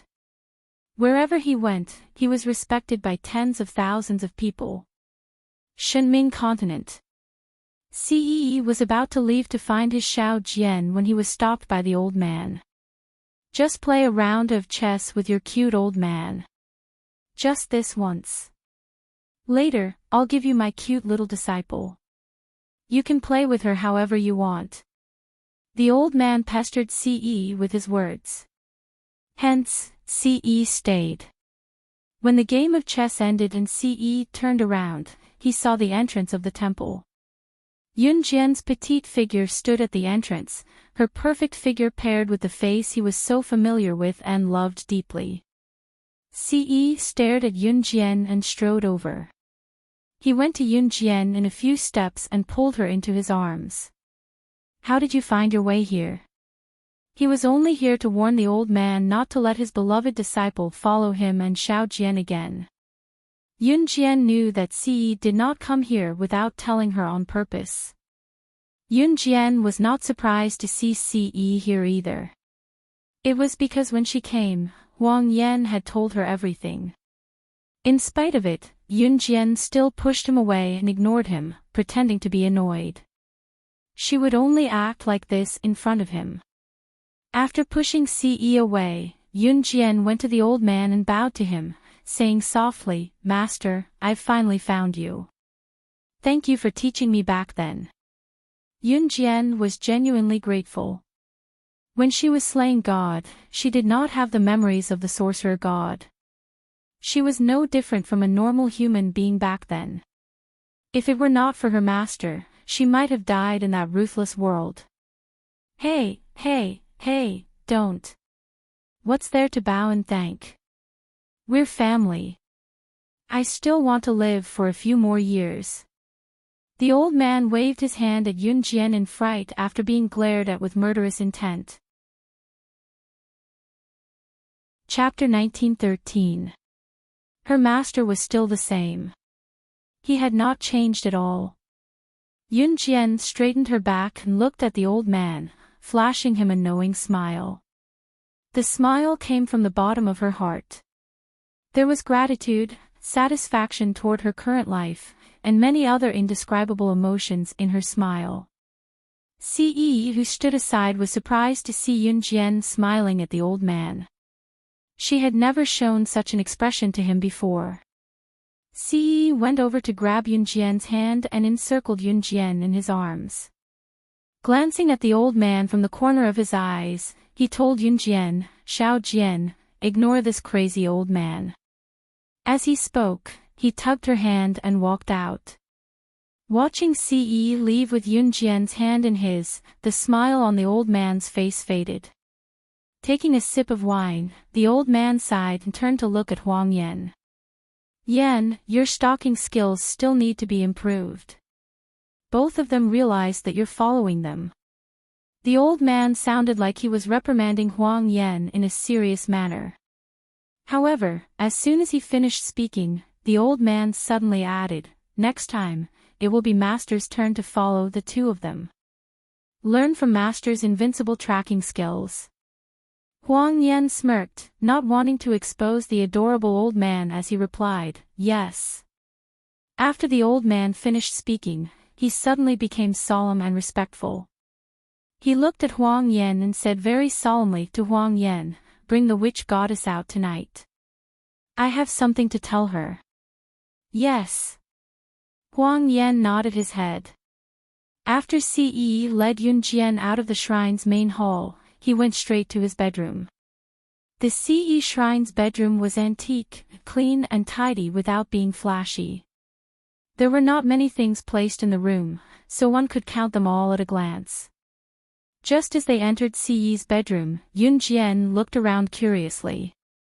Just as she did so, Yun Jian suddenly felt someone hugging her from behind.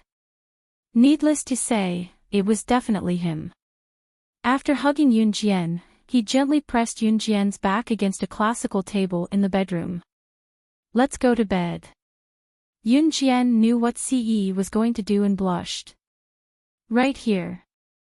I like it." Ce wasn't shy at all. As soon as she finished speaking, she started to move.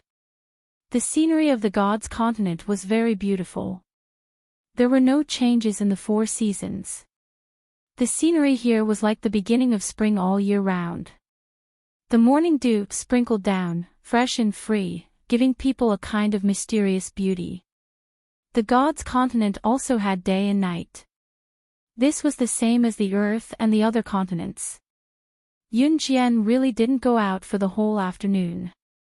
By the time night fell, her legs were already soft. Later, Huang Yan said that he wanted to take Yun Jian out for a walk. Only then did Ce let Yun Jian go.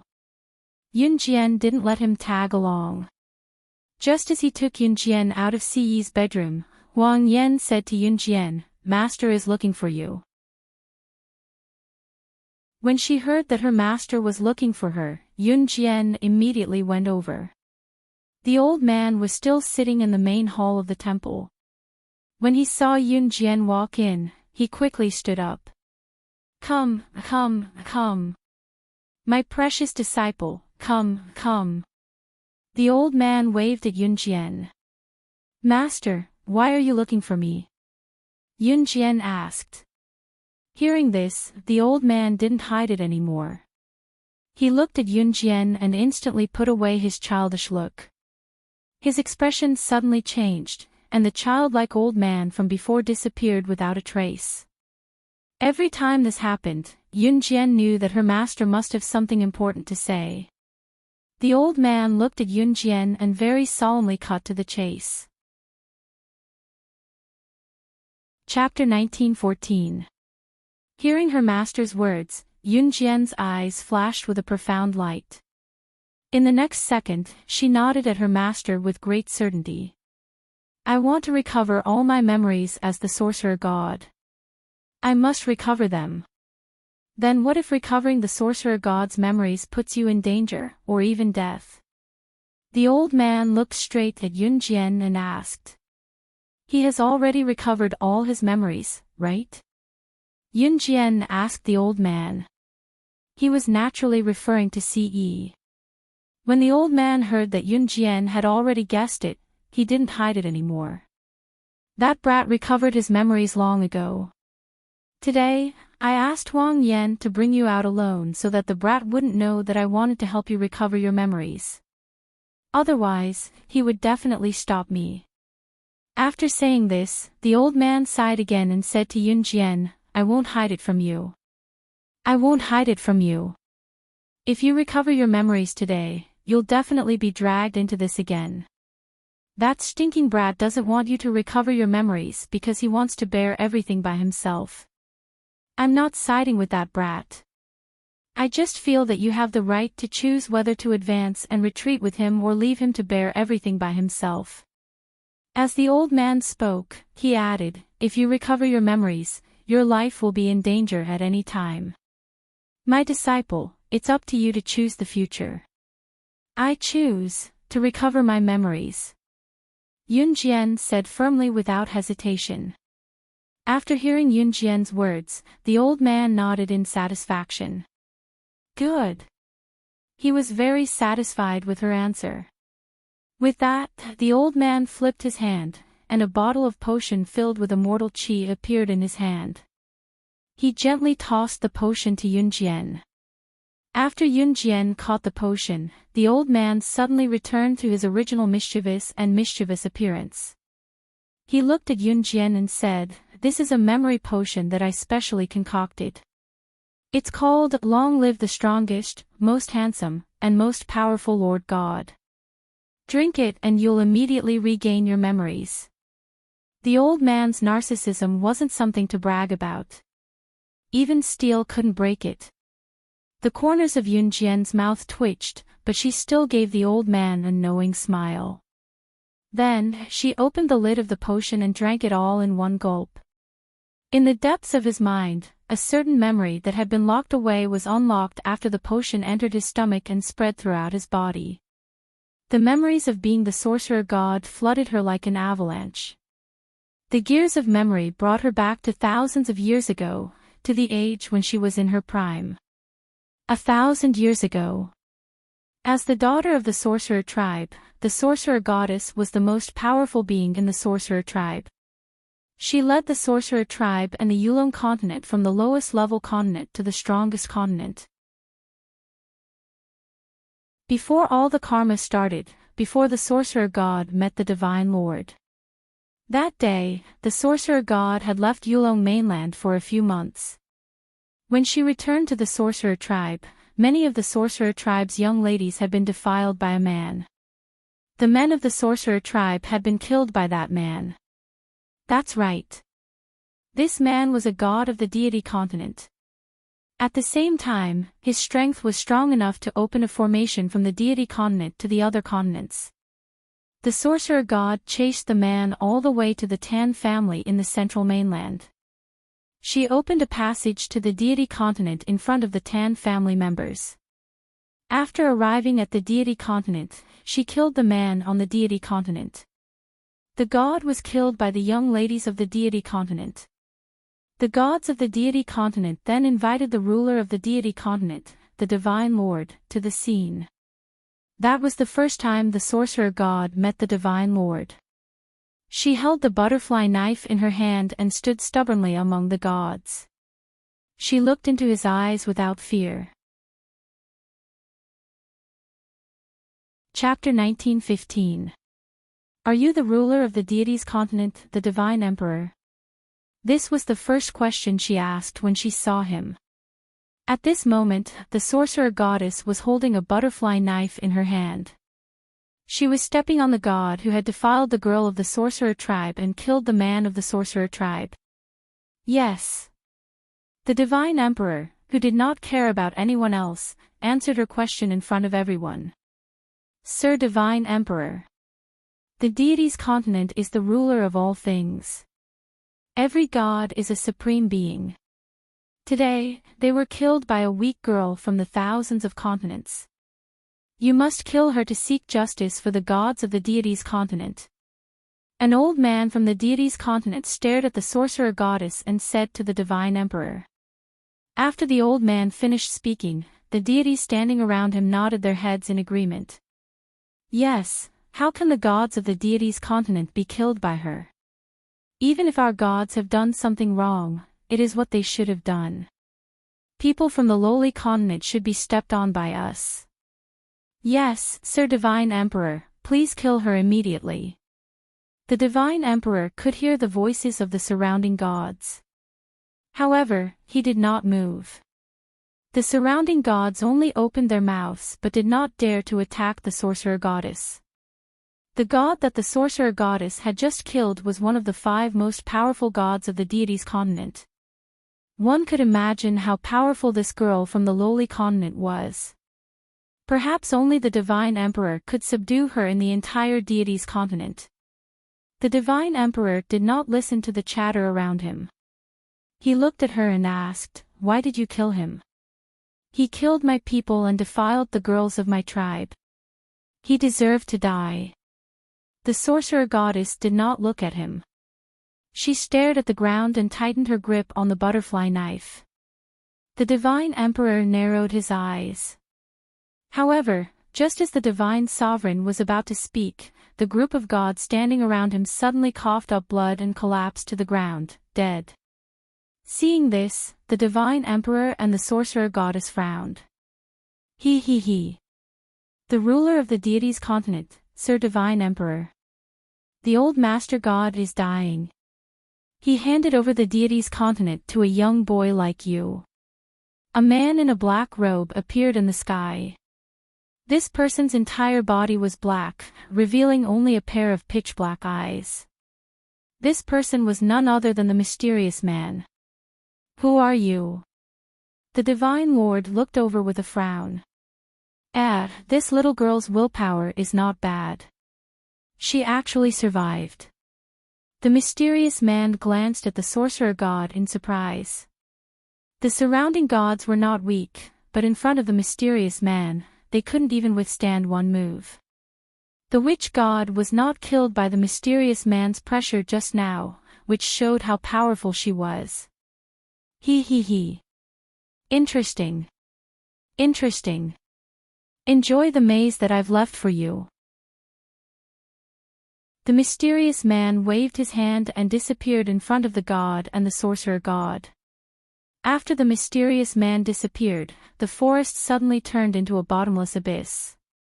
There was no sign of life in the surroundings. When the Divine Lord saw this, he tried to use his spiritual energy, but to no avail.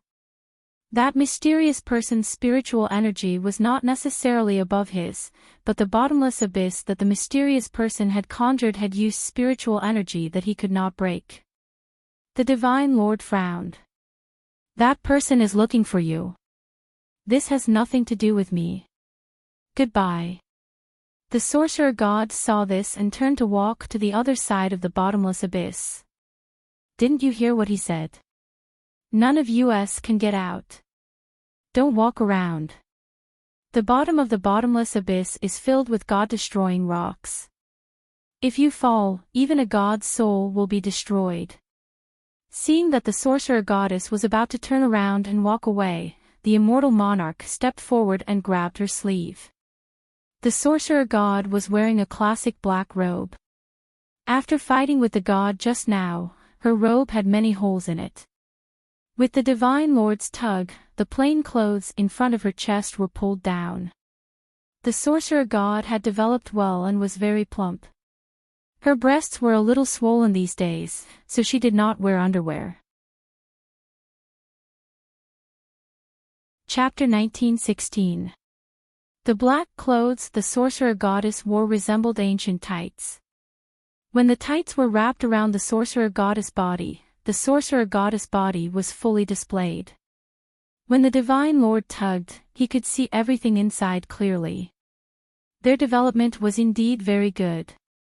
The Divine Lord was mesmerized. The sorcerer goddess could not react in time. When the sorcerer goddess reacted, although she did not scream like the other women, her face was still red. She quickly pulled the clothes back to their original position. The sorcerer goddess raised her hand and slapped the Divine Lord's handsome face. Shameless! The women of the sorcerer tribe valued their chastity the most. The sorcerer tribe had a rule that if a woman lost her chastity before marriage, she would either marry the other party, kill the other party, or die. The sorcerer goddess had never been treated like this by a man. Hence, she blushed and slapped the Divine Lord. As the ruler of the gods' continent, the Divine Lord was also the ruler of all things. He had been respected and flattered since he was young. He had never been slapped before. Moreover, the other party was a young woman. The Divine Lord grabbed the sorcerer goddess' wrist with a flip of his hand. It was the behavior of a gentleman to never lay a hand on a woman. He was no gentleman. If anyone provoked him, he would kill them regardless of whether they were men or women. This was the Divine Lord's style. The sorcerer goddess had slapped him just now. Based on the Divine Lord's personality, he would have killed the sorcerer goddess by now. But after he grabbed her wrist, he just pulled her wrist and walked towards the steep cliff and the bottomless abyss. Please let go of my hand. The sorcerer goddess' face was red. No man had seen her body before. Not only had he seen her upper body, but he was also holding her wrist. The Divine Lord grabbed the sorcerer goddess' wrist and said gently, "Don't move. I'll take you away from here." At this moment, the two of them were standing in a narrow passage on the cliff. It was only enough for one person to pass through. The two of them stepped on the narrow passage. The sorcerer goddess could still step on the passage with both of her feet. On the other hand, the Divine Lord who was looking at her had half of his foot on the passage and the other half hanging outside. At the bottom of the cliff was the god-slaying rock. As the name suggested, the god-slaying rock was magma used to kill gods. Even if a god accidentally fell into the god-slaying rock, they would be instantly turned into ashes. This was the power of the god-slaying rock. The sorcerer goddess saw that the Divine Lord was taking her away. She pursed her lips and stopped making goddess. She did not say anything else. Goddess's eyes. The Divine Lord's gaze. The sorcerer goddess. God slaying rock's body. Slaying God's body. Goddess's God's body. After a while, the Divine Lord quickly said, "Our spiritual energy is hindered here, so we can't use it normally. But don't worry, you were dragged into this because of me. I'll definitely take you out of here safely." Goddess,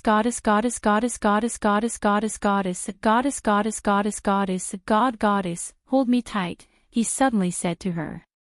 Is God Lord, goddesses, was goddess God. Goddess.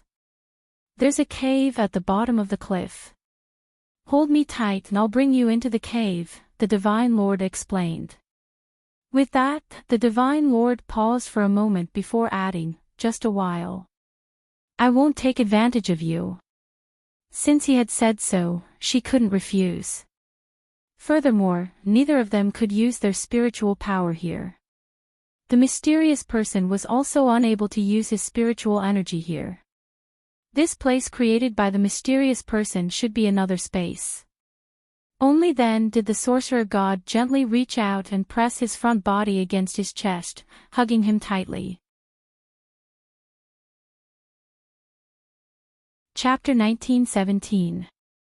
The sorcerer goddess naturally did not notice the divine lord's abnormality.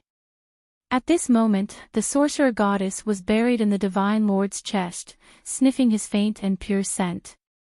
It smelled good and fresh. She'd thought that men were stinky creatures. She did not expect a man to smell so good. The divine lord no longer hesitated. He hugged her and fell backward. The sorcerer goddess hugged him and fell off the cliff as well. This was a very dangerous move. Especially since the divine lord and the sorcerer goddess had lost their spiritual power. Their bodies fell toward the god-slaying rock at the speed of light. When she was in mid-air, the divine lord hugged her with one hand and used his other hand to grab onto a protruding rock somewhere on the cliff that they had been falling from. That hand actually supported the weight of the two people, stopping them from falling and hanging them on the edge of the cliff. The sorcerer goddess blinked in shock. Whether it was the immortal cultivators of the various continents or the gods of the gods' continent, they lacked the essential strength of their bodies because they cultivated spiritual power. Hence, they all had one thing in common: without spiritual power, they were only ordinary earthlings. Some were even weaker than ordinary earthlings. As for him, he was able to do this even without spiritual energy, which showed how strong his body was. This shocked the sorcerer goddess. When she came to her senses, the divine lord had already carried the sorcerer goddess into the cave.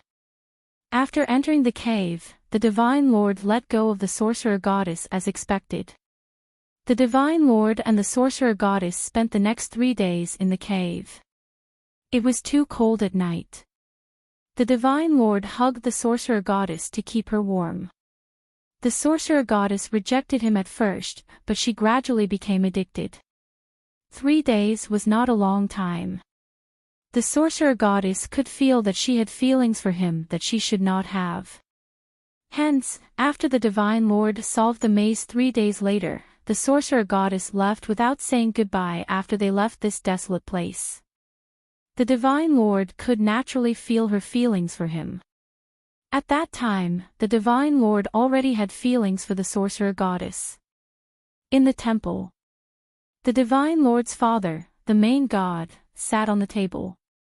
Seeing that the divine lord had been absent-minded for the past few days, he said to the divine lord, "What are you thinking about? If you like her, go after her. You brat. What did I teach you? If you like her, go after her. If you can't get her, just take her. You're not afraid that she won't agree to you." As he spoke, the old man took a bite of the drumstick and drank a glass of wine. "How do we chase after him?" The divine lord glanced at him from the corner of his eyes. His sharp gaze met the old sovereign's as he asked. 3 years later, the ceremony of the continents will begin. At that time, you can bring the betrothal gifts and propose to her in front of everyone who is attending the ceremony. Won't you succeed then? The old master god chuckled and took another swig of wine.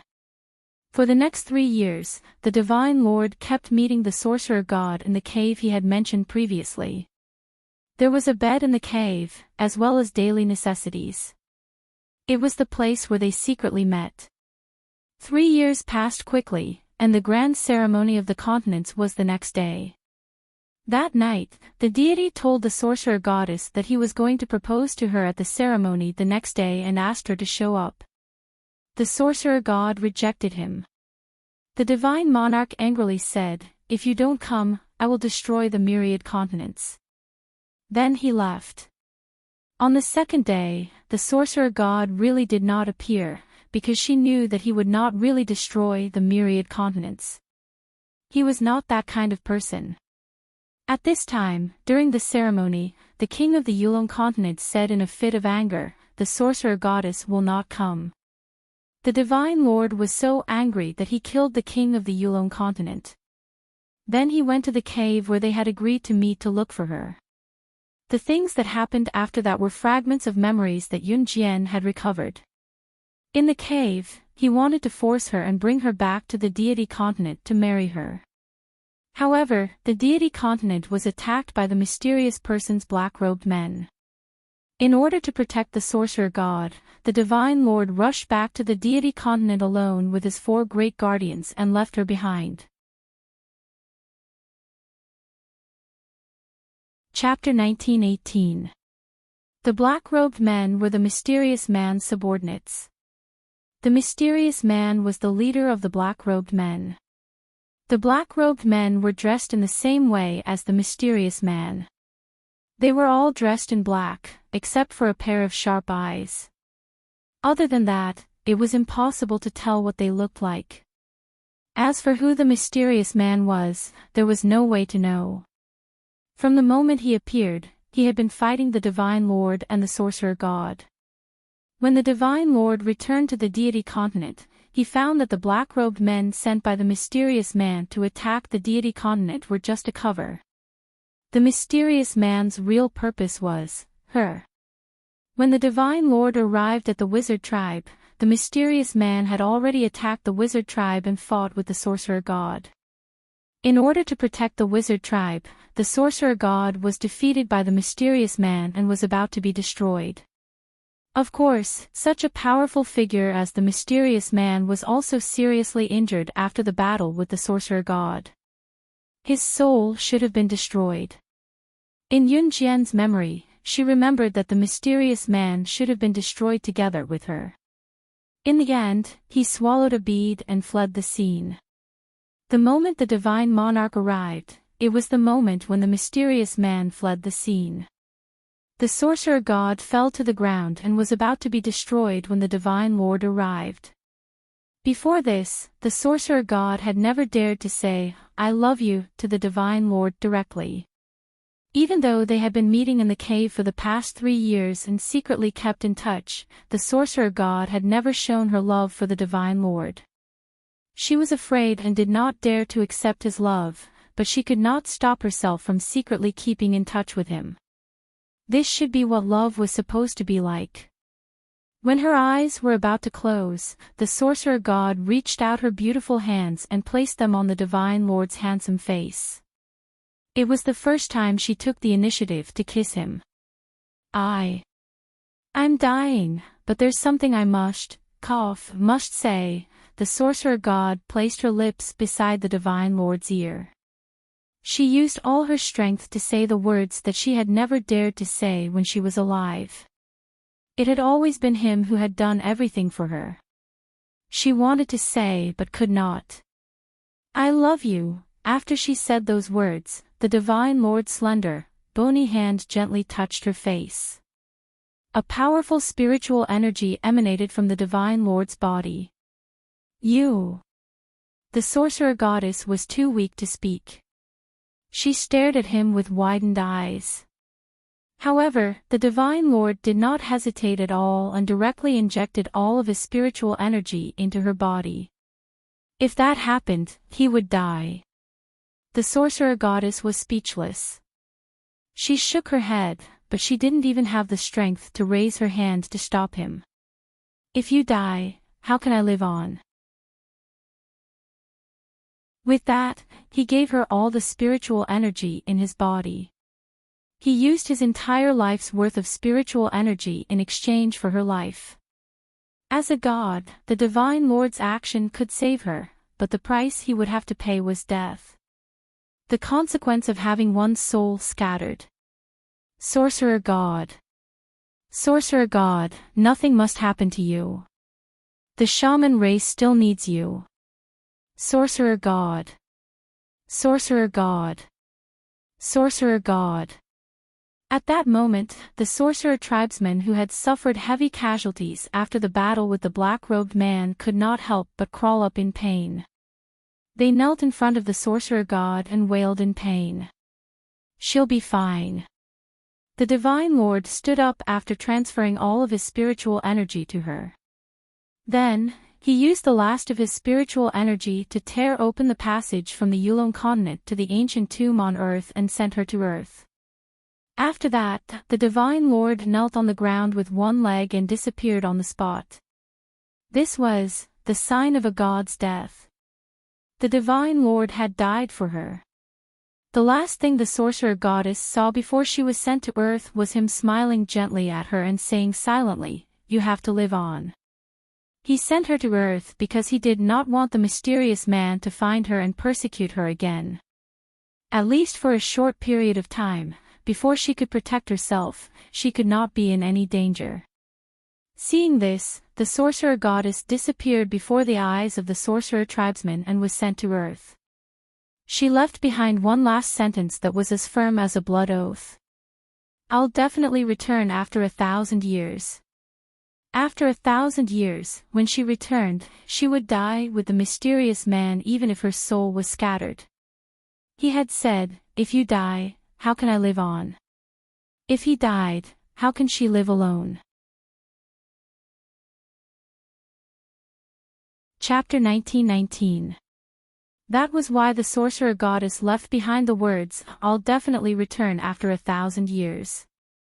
That was why even though she could not remember the past, as the slain god in her previous life, she had a deep obsession. She had to survive. She had to become stronger. All of this was for the sake of killing the mysterious person. As if waking up from a dream, Yun Jian regained her senses. Her memory stopped at the moment when he disappeared from the Yulong mainland for her and she was sent out of the Yulong mainland by him. My little cutie sorcerer goddess, why are you crying?" "Don't cry, don't cry. Wipe your tears. If that brat sees this, he'll think that I've done something to you." When the old prime god saw the tears in Yun Jian's eyes, he paced back and forth anxiously, pacing back and forth in circles. Fortunately, his brat was not here. If he was, he would probably blow up his lair based on how much the brat pampered the sorcerer goddess. "Master, the Lord God is here." Huang Yan, who was standing guard outside the house, suddenly sensed a powerful aura. She knew that the Lord God must be here. She quickly poked her head in and shouted at the old Lord God. "What? Damn! What a coincidence. Those who don't know better will think that I've bullied his wife." The old Lord God panicked when he heard that. Yun Jian, who was standing on the spot, blinked. She could not see the scene in front of her clearly because of the tears that fell uncontrollably. She could only feel the emptiness behind her and a familiar warm arm pulling her into an embrace. Seeing her crying, Ce frowned. In the next second, Ce glanced at the old man from the corner of his eyes and asked rudely, "Damned old man, what did you do to her?" Don't, son. Don't be angry, don't be angry. I'm just helping our little cutie sorcerer goddess regain her memory. As soon as the old Lord God finished speaking, a ball of flame flew out from Ce's palm and hit the old man's pitifully little hair. "Awoo! Awoo! Awoo! Pain, pain, pain. My poor hair." The old man was hopping back and forth on the spot because of the flame. In the end, the fire was extinguished, but not a single strand of hair was left on his head. F***ck. How could there be a son like you? Do you think it's easy for me to go to Earth to buy hair growth agent? The old man held his hair and stomped his feet. Ce cast a sidelong glance at the old man, then pulled Yun Jian's hand and left. In Ce's bedroom. Ce pulled Yun Jian back to his bedroom. Before he could close the door, Yun Jian hugged him. Ce was not stupid. She naturally knew what the old man had done to Yun Jian. "I'm fine, aren't I?" Ce's handsome face moved. He reached out and rubbed Yun Jian's head, then hugged her tightly in his arms. Why did you save me? If you had died then. Yunjian did not dare to speak. She could not imagine a world without him. Because it was you, Ce said without hesitation. After Ce said this, Yunjian stood on her tiptoes, wrapped her arms around his neck, and kissed him. She had nothing to repay him with, and she knew that he did not lack anything. He was the god of the gods' continent, the ruler of all things. He could have been so high and mighty that even the mysterious man was no match for him. He had almost died because of her. Yunjian did not know how to repay this kindness. Moreover, he did not lack anything. Thus, she could only repay him with her body. Ce, who was pushed onto the bed by Yunjian, was flattered. The moment Yunjian sat down, Ce could not believe that all this was real. Chapter 1920. In the past, Ce was the one who worked hard while Yunjian enjoyed it. Today, Yunjian pushed Ce to the back of the bed and took the initiative to do it. It was late at night. Even on the gods' continent, it was the night for the gods to rest. Only the breeze was left. However, the place where the divine lord of the divine temple resided was lit the entire night. Yunjian kept doing it at first, but later on, she really had no strength. Ce refused to let her go and finally pestered her to do it 3 more times. Yunjian began to regret provoking him, the devil, on her own accord. The next day, Yunjian lay in bed all day. Her legs went soft as soon as they touched the ground. On the 3rd day, Yunjian could finally touch the ground. At noon that day, Huang Yan came to find Yunjian. At first, Ce didn't let Yunjian go with her. Last time, it was Huang Yan who helped the old man call her away. She even did that behind his back. However, Yunjian insisted on going, so Ce agreed. At this moment, Huang Yan led Yunjian to the market of the gods' continent. The gods' continent were inhabited by the gods. Here, there were also markets similar to those on other continents and Earth. Huang Yan used the currency of the gods' continent to buy some things. Just as she was about to take Yunjian back to the god temple, a shout stopped her. Yan. You're actually out shopping. I haven't seen you for half a year. I heard that you're in seclusion. I miss you so much. As soon as this shout came out, Yunjian could see Huang Yan's brows sink. Originally, Huang Yan invited Yunjian to the market today to let Yunjian accompany her to buy some things that the old man, the god lord, had asked her to buy. She didn't expect to meet an acquaintance. Let's go. When Huang Yan heard this, she ignored the person who spoke. She whispered to Yunjian and was about to take Yunjian away. The god temple was where the ruler of the gods' continent lived. On the gods' continent, the person with the highest status was the god lord. Next was the sovereign. In the deities' continent, other than the Lord Divine Lord, who had the highest status, there were 5 great elders who had the same status as the Lord Divine Lord. The strength of the 5 elders was on par with overgods. Their status and influence were on par with overgods as well, and they were all subordinates of the Divine Lord. As for the man who called out to stop Huang Yan, he was the 3rd disciple of the 5 great elders.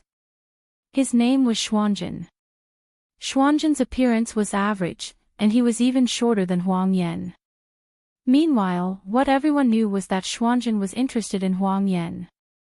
In the past, he had always bothered Huang Yan, but Huang Yan had always ignored him. Whenever she saw him, she would always take a detour. That was because the great elder's status was on par with the master god. Xuanzhen was the great elder's disciple while Huang Yan was the master god's disciple. Thus, Xuanzhen had always felt that he and Huang Yan were a perfect match. Seeing that Huang Yan was about to leave, Xuanzhen hurriedly brought a group of men and women with him to surround Huang Yan and Yunjian. Hey, hey, hey, don't go, Yen Yen. Are you unhappy to see me? Xuanzhen brushed his bangs as he spoke, giving Huang Yan an adoring look. Whether it was the gods of the gods continent or the people of Earth, their behavior was the same. Except for the gods of the gods continent who had spiritual power. Huang Yan cast a sidelong glance at Xuanzhen and said coldly, "Get out of the way, a good dog doesn't block the way." Senior brother Xuanzhen, look, she doesn't give you any face at all. She thinks that she is the master god's only disciple, so she is showing off. Actually, she doesn't have any ability. Why would you like such a woman? A woman in her early 20s standing next to Xuanzhen charmingly struck a few poses, cast a sidelong glance at Huang Yan, and said to Xuanzhen. This woman was jealous of Huang Yan's beauty, and because Huang Yan was the master god's only disciple, she had always been jealous of Huang Yan. At this moment, Yun Jian, who was standing next to Huang Yan, turned her head slightly. Her beautiful face immediately appeared in front of everyone, causing them to suck in a deep breath. When the woman who had been disdainful of Huang Yan saw this, she clenched her fists tightly and looked at Yun Jian. She is not a god of our god's continent. The woman originally wanted to say a few words of contempt to Yun Jian, but when she felt the aura emitted from Yun Jian's body, which did not belong to the gods of the gods continent, she looked at Yun Jian in surprise. The next second, the woman glared at Yun Jian with a contemptuous expression. Chapter 1921. The spiritual energy emitted by the deities of the gods continent was different from the spiritual energy emitted by the people of the myriad continents. The spiritual energy emitted by the deities of the gods continent was mostly powerful. As long as one was a deity of the gods continent, they would be able to smell the spiritual energy emitted by the deities of the gods continent and the spiritual energy emitted by the people of the various continents. According to the deities of the gods continent, the spiritual energy emitted by the people of the myriad continents was mostly lowly, disgusting, and nauseating. Yun Jian's spiritual energy was too powerful, so that woman, as well as Xuanzhen and the other deities present, did not realize that she was not a deity of the gods continent. The woman who spoke rudely to Yun Jian was called Jin Jinxiu. Jin Jinxiu was the little disciple of the second elder of the 5 great elders. At the same time, she was also the second miss of the Jin clan of the gods continent. The Jin clan was ranked 3rd among the 10 great clans of the gods continent. A clan's power in the gods continent, when placed in the myriad continents, was enough to destroy those continents. The Jin clan, even in the gods continent, was one of the best. Hence, Jin Jinxiu had always been cocky. Without a doubt, Xuanzhen's Xian clan was also one of the 10 great clans of the gods continent. Xuanzhen's Xian clan was ranked 2nd. The other men and women who could walk together with Xuanzhen, Jin Jinxiu, and the others were definitely from the 10 great clans of the gods continent, or they were disciples of the 5 great elders. Their status in the gods continent was extremely high. On the gods continent, there was an unwritten rule, and that was that they all thought that, other than the gods continent, the other continents were all lowly and lowly continents, existences that were like ants. Hence, when she felt Yun Jian's divine energy that did not belong to the gods continent, Jin Xiuzhen looked at Yun Jian and sneered at her. Someone from such a lowly continent can actually be so beautiful. Xuanzhen was a playboy. He had been chasing after Huang Yan because she was beautiful. Now that he saw Yun Jian, his saliva almost flowed out. Little sister, what's your name? Which continent are you from? Even if you're from a lowly continent, it doesn't matter. Follow me and I'll make your continent the strongest existence among the tens of thousands of continents. How about it? Xuanzhen rubbed his hands and looked at Yun Jian. He wanted to move closer. When Huang Yan saw this, he kicked Xuanzhen's abdomen and said decisively, "Impudent. Do you know who is standing before you?"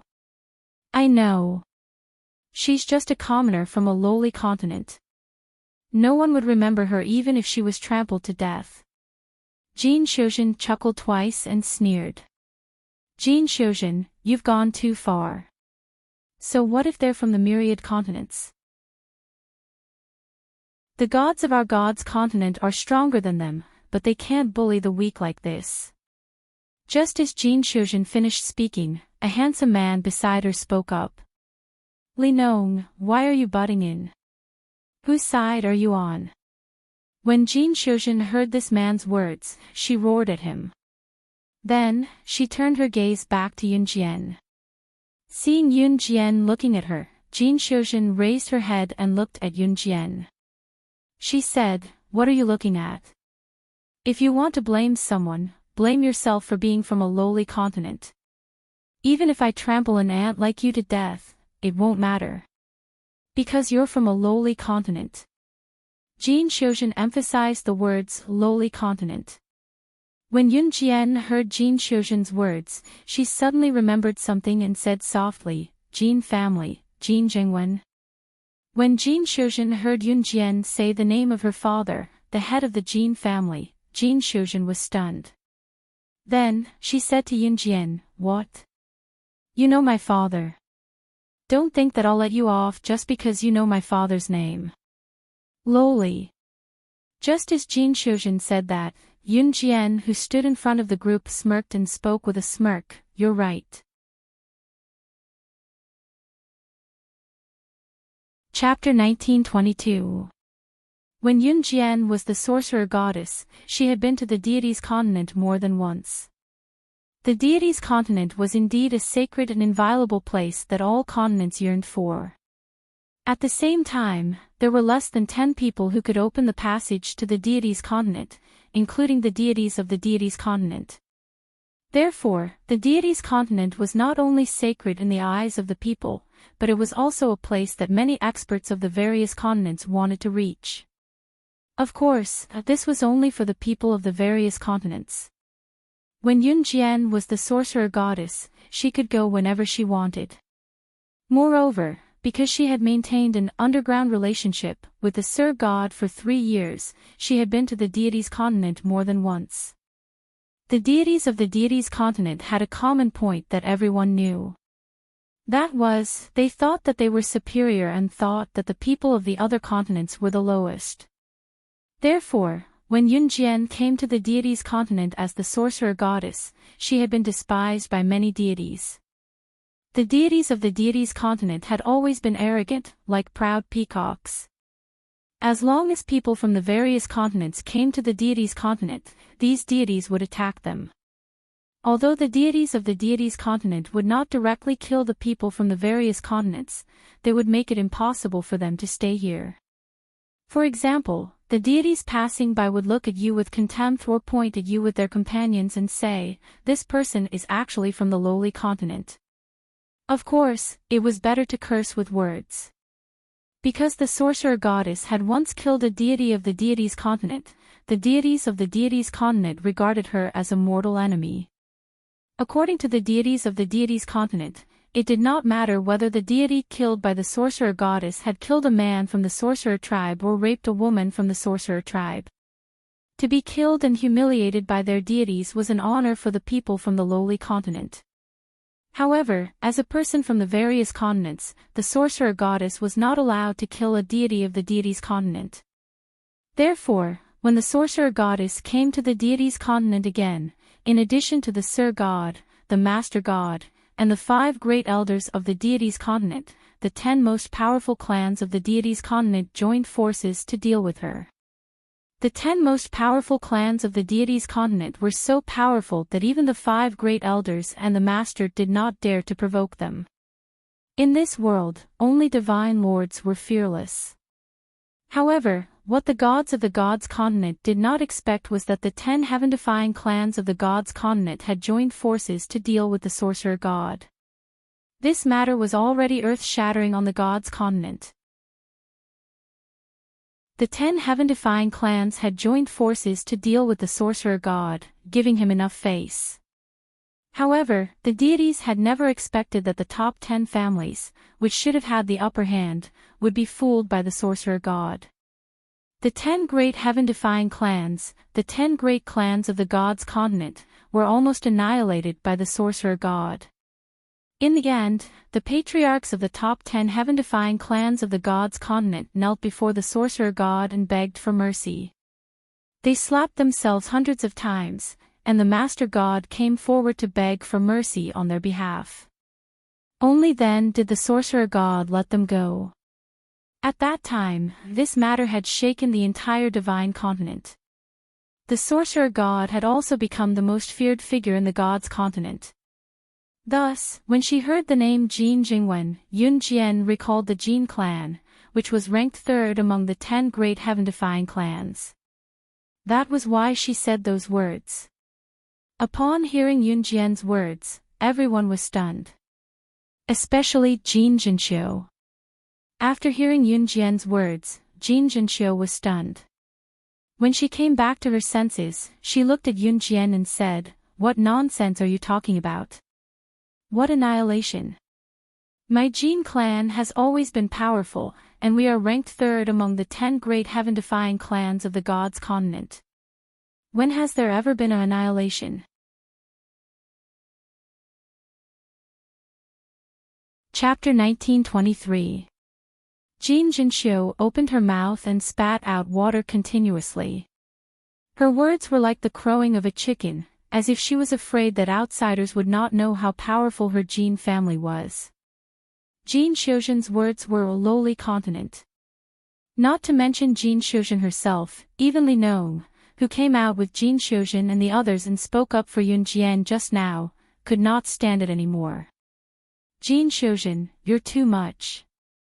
My father said that everyone is equal, there is no distinction between high and low. You keep saying lowly continent, how noble can you be?" God Li Nong scolded Jin Xiuzhen. Li Nong looked delicate and pretty. When he spoke just now, there was a domineering aura between his brows. Yun Jian blinked and looked at Li Nong a few more times. It could be seen that this delicate and pretty young man was not in the same group as Jin Xiuzhen and the others. Yun Jian knew how much the gods of the gods' continent despised the people of the myriad continents. And this delicate and pretty young man standing up for her greatly exceeded Yun Jian's expectations. Because as a god, speaking up for her, there was only one outcome for this young man: he would be ostracized by the other gods. "Li Nong, who exactly are you helping? Do you have any self-awareness as a god?" After the young man called Li Nong spoke up for Yun Jian just now, the group of people who were originally standing with Li Nong immediately looked at Li Nong with hatred. They even scolded Li Nong and Yun Jian together. "Li Nong, don't forget that your family is not even ranked in the top 10 heaven-defying families of the gods' continent. Believe it or not, once my Jin family makes a move, your family will be finished."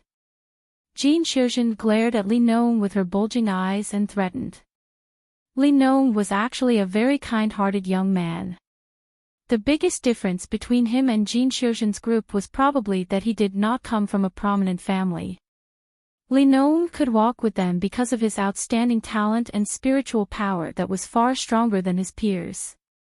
Otherwise, with their different statuses and identities, why would Jin Xiuzhen's group be willing to hang out with Li Nong? It was precisely because Li Nong's spiritual energy was stronger than everyone present that Jin Xiuzhen's group had always treated Li Nong coldly. At this moment, seeing that Li Nong was actually helping Yun Jian, a person from a lowly continent, she was even more annoyed. "I only stand on the side of reason." Hearing Jin Xiuzhen's threat, Li Nong clenched his fist and chose to stand on Yun Jian's side without hesitation. You are looking for a beating." Hearing Li Nong's words, Xuanzhen stepped forward and wanted to attack Li Nong. Xuanzhen was weak, but he was certain that Li Nong would not dare to attack him. However, just as Xuanzhen's fist was about to land on Li Nong's head, Yun Jian's figure flashed. Under everyone's gazes, she quickly arrived before Li Nong and sent Xuanzhen flying with a kick. Seeing this, Jin Jinxiu and the others, who had thought that Yun Jian was weak, widened their eyes in shock. You dare to touch my disciple? Are you all looking to die? Yunjian's eyes moved slightly and she suddenly spoke.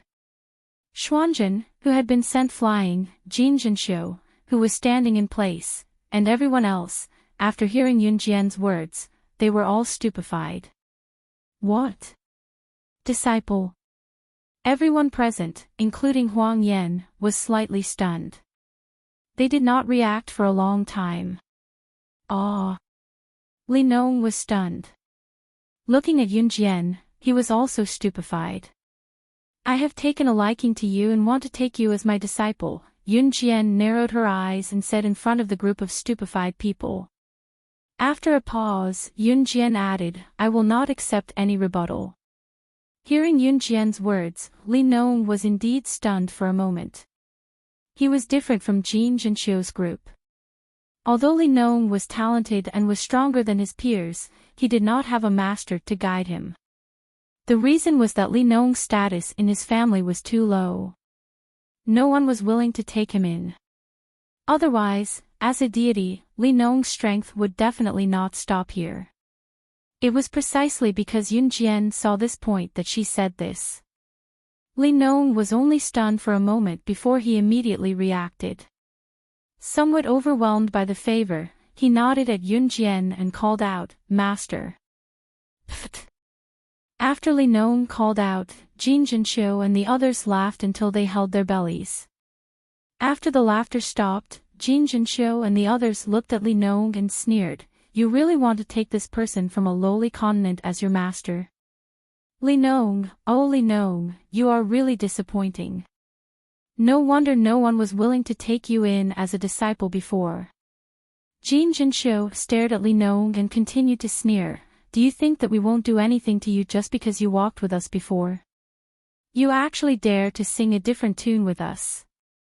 Your family is going to be finished because of you. Li Nong clenched his fist. His strength was not bad, but he was not strong enough to deal with the Jin family alone. At this moment, Yunjian, who was standing in front of Li Nong, raised a cold smile.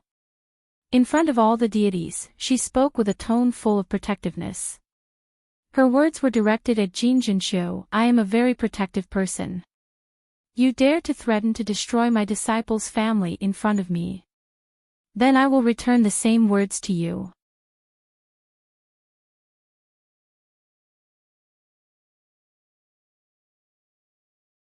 A magical beast has appeared in the demonic forest in the west.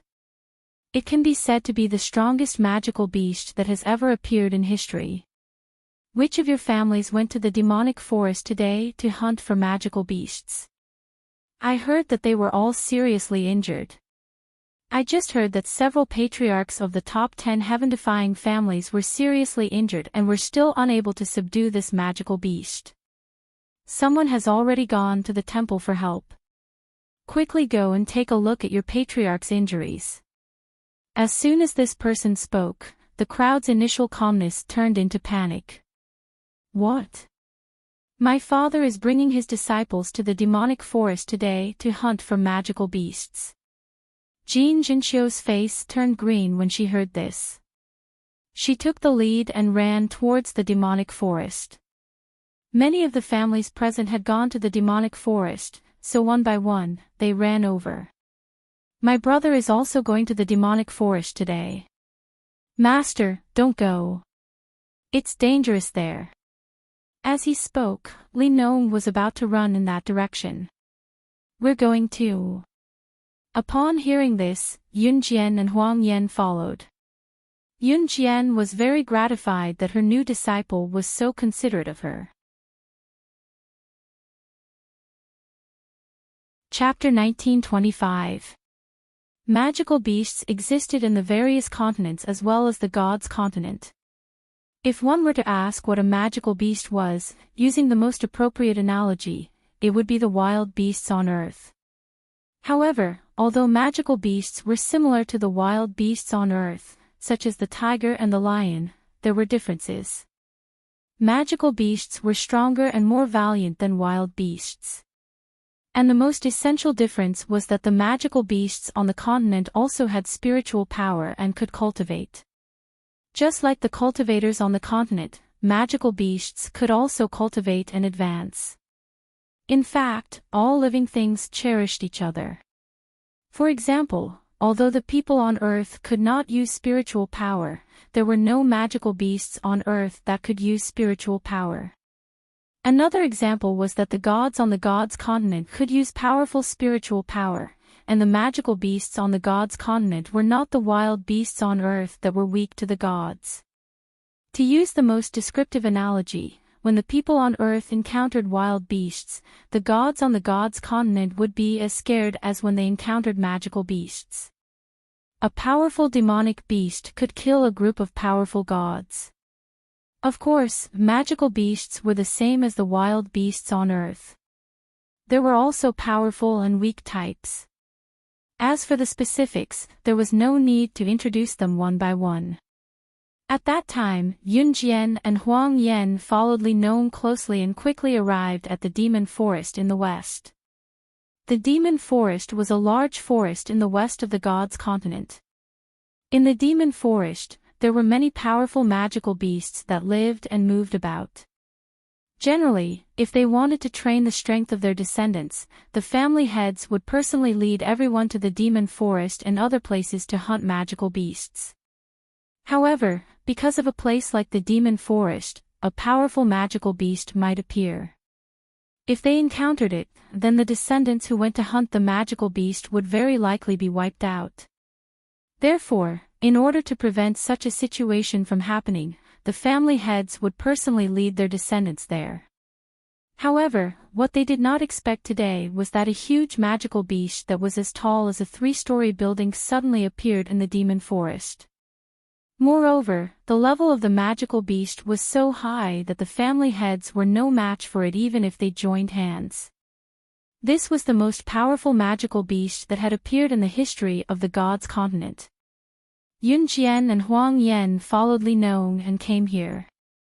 What they saw was such a scene: a large baboon that was as tall as a 3-story building, taller than the trees in the infernal forest, was fighting with a few injured patriarchs. Yun Jian glanced around and saw a few familiar figures. Yun Jian narrowed her eyes and crossed her arms. They were really old acquaintances. He hadn't seen them for thousands of years.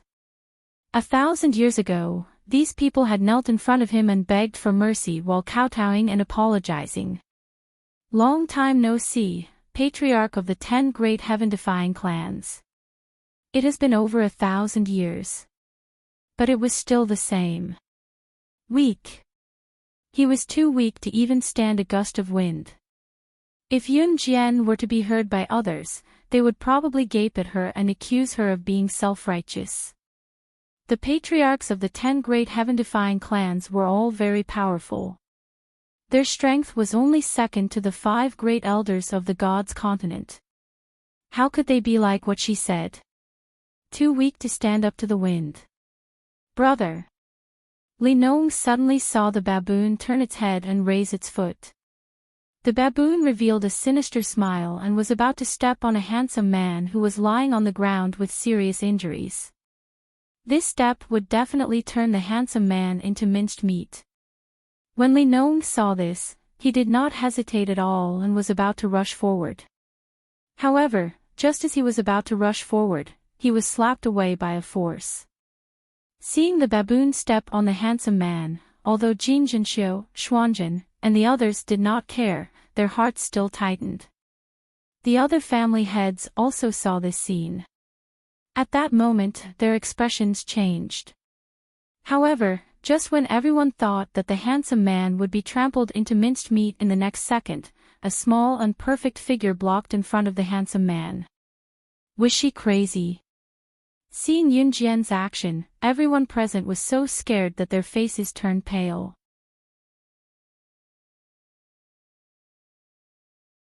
Chapter 1926. This baboon was 3 stories tall, and its arms and legs were as strong as iron walls. Just looking at it made people feel fear. This baboon was so powerful that no one could save the handsome man lying not far away from it. Now that all the patriarchs were seriously injured, they did not have the mood to save him at all.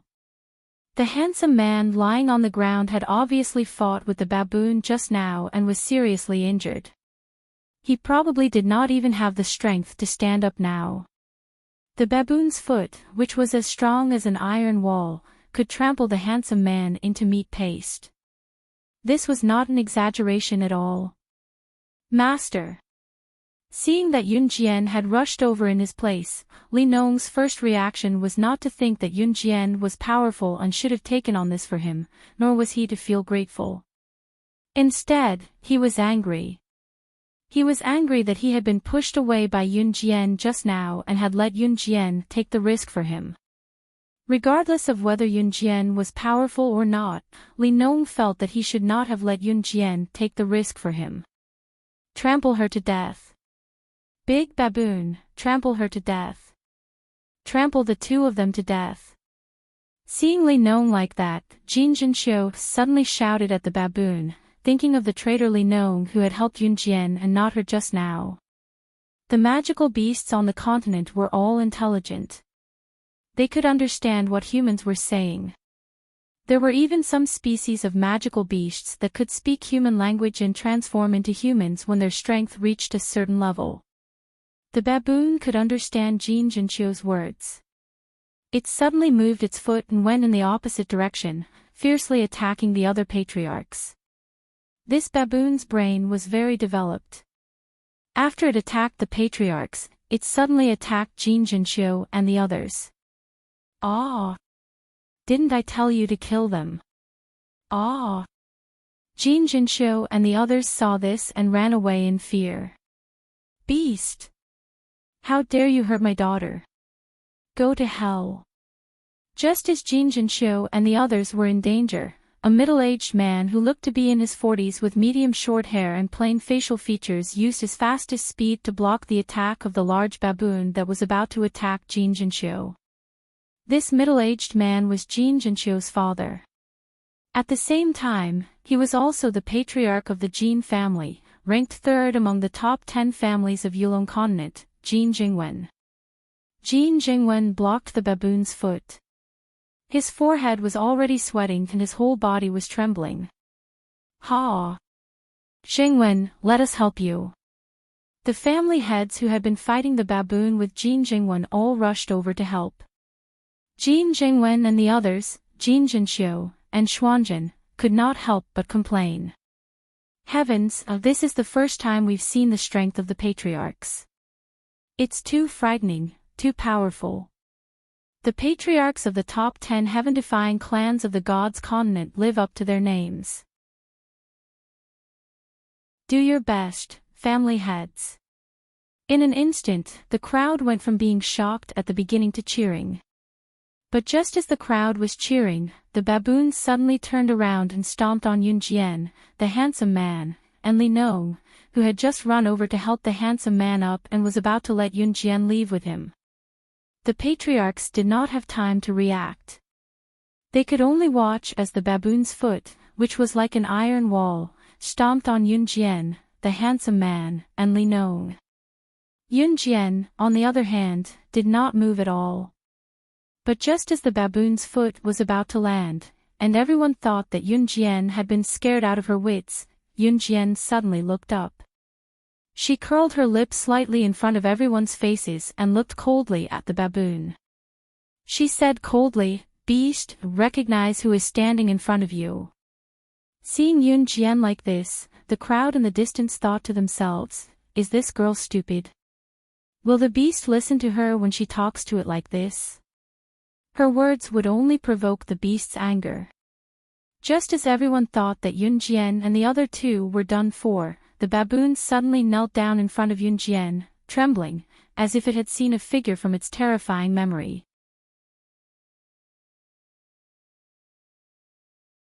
Chapter 1927.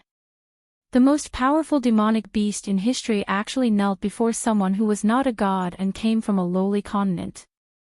Everyone present was dumbfounded. How How is this possible? Why did that demonic beast kneel before her? That's impossible. How is this possible? Oh my God. What the hell is going on? Seeing this, some people began to shout in panic. What the hell is going on? Regardless of the situation of the demonic beasts from other continents, one must know that the gods of the gods continent were very proud. Correspondingly, the demonic beasts of the gods continent were also very arrogant. Many times, the demonic beasts of the gods continent were even more arrogant than the gods. Those demonic beasts were existences that were unwilling to lower their heads even before they were killed. And today, because of Yun Jian's shout at the demonic beast, this giant baboon that had forced the patriarchs of the top 10 families to retreat to that state was the most powerful demonic beast in history. It actually knelt before her. Moreover, after the giant baboon knelt before Yun Jian, it even shrunk its huge body. Looking at Yun Jian's expression, it was obvious that the giant baboon had seen something that terrified it. Otherwise, given the giant baboon's self-esteem and arrogance, it would never kneel before Yun Jian. At this moment, Jin Jinshu, who had witnessed this scene, opened her mouth wide. Her facial expression was dilated to the extreme, and she was in deep disbelief. The others in Jin Jinshu's group were not any better.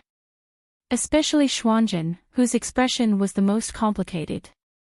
As for the people in Jin Jinshu's group, the expressions on their faces were too many to be described with words. Other than Jin Jinshu, all the injured patriarchs and disciples present at the scene all revealed terrified expressions at this moment. The scene suddenly became so quiet that even the sound of breathing could be heard. No one could maintain their usual expression at this moment. However, at this critical moment, the patriarch of the Jin family, Jin Jingwen, led the group of patriarchs beside him and stood in front of Yun Jian.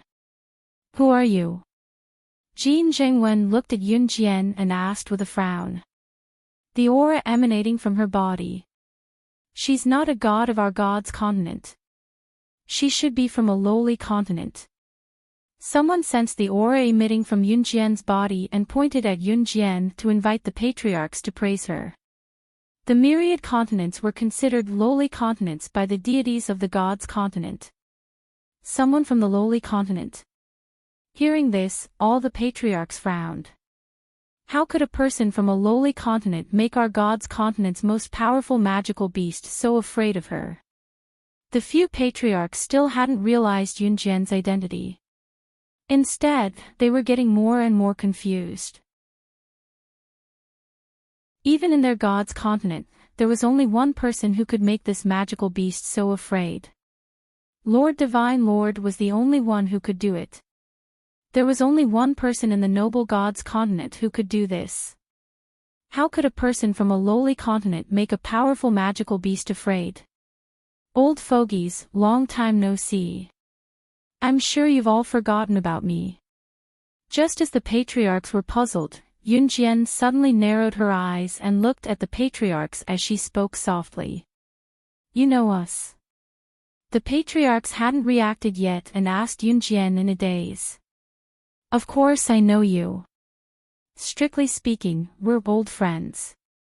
Yun Jian curled her lips. After saying this in front of everyone who was completely unaware of the situation, Yun Jian's curled lips immediately disappeared. She looked at the patriarchs with a cold expression. The next second, the words that came out of Yun Jian's mouth made these patriarchs turn pale with fright. In front of everyone, their bodies trembled violently.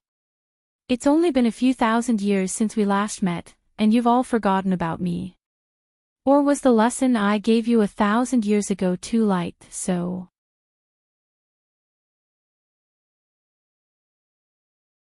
Chapter 1928. At first, the family heads were still guessing about Yun Jian's identity. Everyone present, including the family heads, did not understand why this magical baboon would kneel down to Yun Jian, who came from a lowly continent. After all, This magical baboon was something that even the family heads of the top 10 families of the deity's continent could not handle together. Magical beasts were born arrogant, especially powerful magical beasts. That innate arrogance was something that no one could erase. But this young girl from a lowly continent could actually make such a powerful baboon kneel down to her. This already made the family heads feel incredulous. However, at this moment, Yunjian said those words just now. My witch god. Witch god.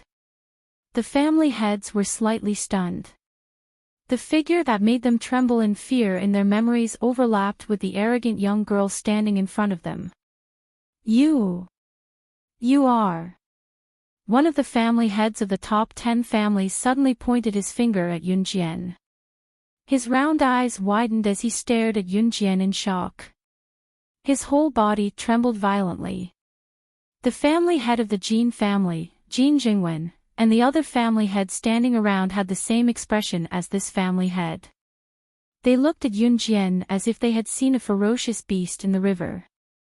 Recalling that arrogant figure in their memories, they were so scared that their faces turned ashen. She was. Yulong Continent's woo.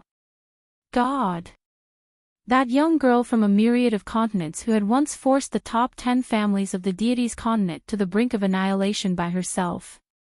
The family heads present would never forget the scene of them kneeling in front of the witch god from the Yulong continent, slapping their own faces while kowtowing and begging for mercy. At the thought of that scene, the family heads were so scared that their souls almost left their bodies. She, why was the witch god here? The family heads were so scared that their faces turned pale and their whole bodies trembled. Compared to the magical baboon kneeling in front of Yunjian, they were not inferior at all. First, the magical baboon knelt in front of Yunjian, trembling in fear. Then, after the patriarchs heard Yunjian's words, their faces turned pale with fright, their lips and teeth trembled uncontrollably. Xuanzhen, Jin Jinshu, and the others who were standing in the distance were all stunned. The surrounding disciples were also stunned. Even Li Nong and Huang Yan sucked in a breath of air. This was the first time Xuanzhen, Jin Jinshu, Li Nong, and the others had heard of the god of sorcerer, and they had never heard of such a person. What shocked them was that the giant magical beast and the patriarchs were actually scared after hearing Yunjian's words. What was going on? Father, you are the patriarch of the Jin clan, which is ranked third among the 10 supreme heaven-defying clans of the gods' continent. Why do you act like you are afraid of this woman from a lowly continent? She's just talkative and pretentious. She thinks she's great. My sorcerer god. I don't care what kind of sorcerer god you are. Don't think that just because you added the word God in your name, you are really a god.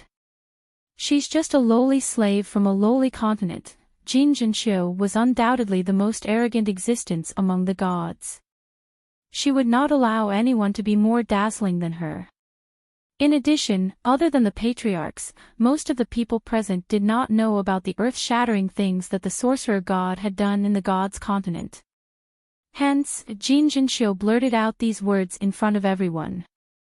However, before Jin Jinshu could finish speaking, Jin Jingwen was so frightened that he suddenly shouted at Jin Jinshu. Jinshu, what are you talking about? Shut up. Jin Jingwen was so frightened that he turned to look at Yunjian. He was afraid that Yunjian would be angered by his stupid daughter's words. When Jin Jinshu heard this, she became even angrier. She was about to continue speaking when she saw a patriarch standing beside Jin Jingwen. He was afraid that Jin Jinshu would say something irreversible. This patriarch recalled the things that had once terrified them, but they had to say it. In front of Jin Jinshu and the others, he explained in fear, "What do you mean by she's from a lowly continent? Do you know what kind of existence the sorcerer god is? 1,000 years ago, all the members of the 10 heaven-defying clans of the gods' continent were no match for her alone.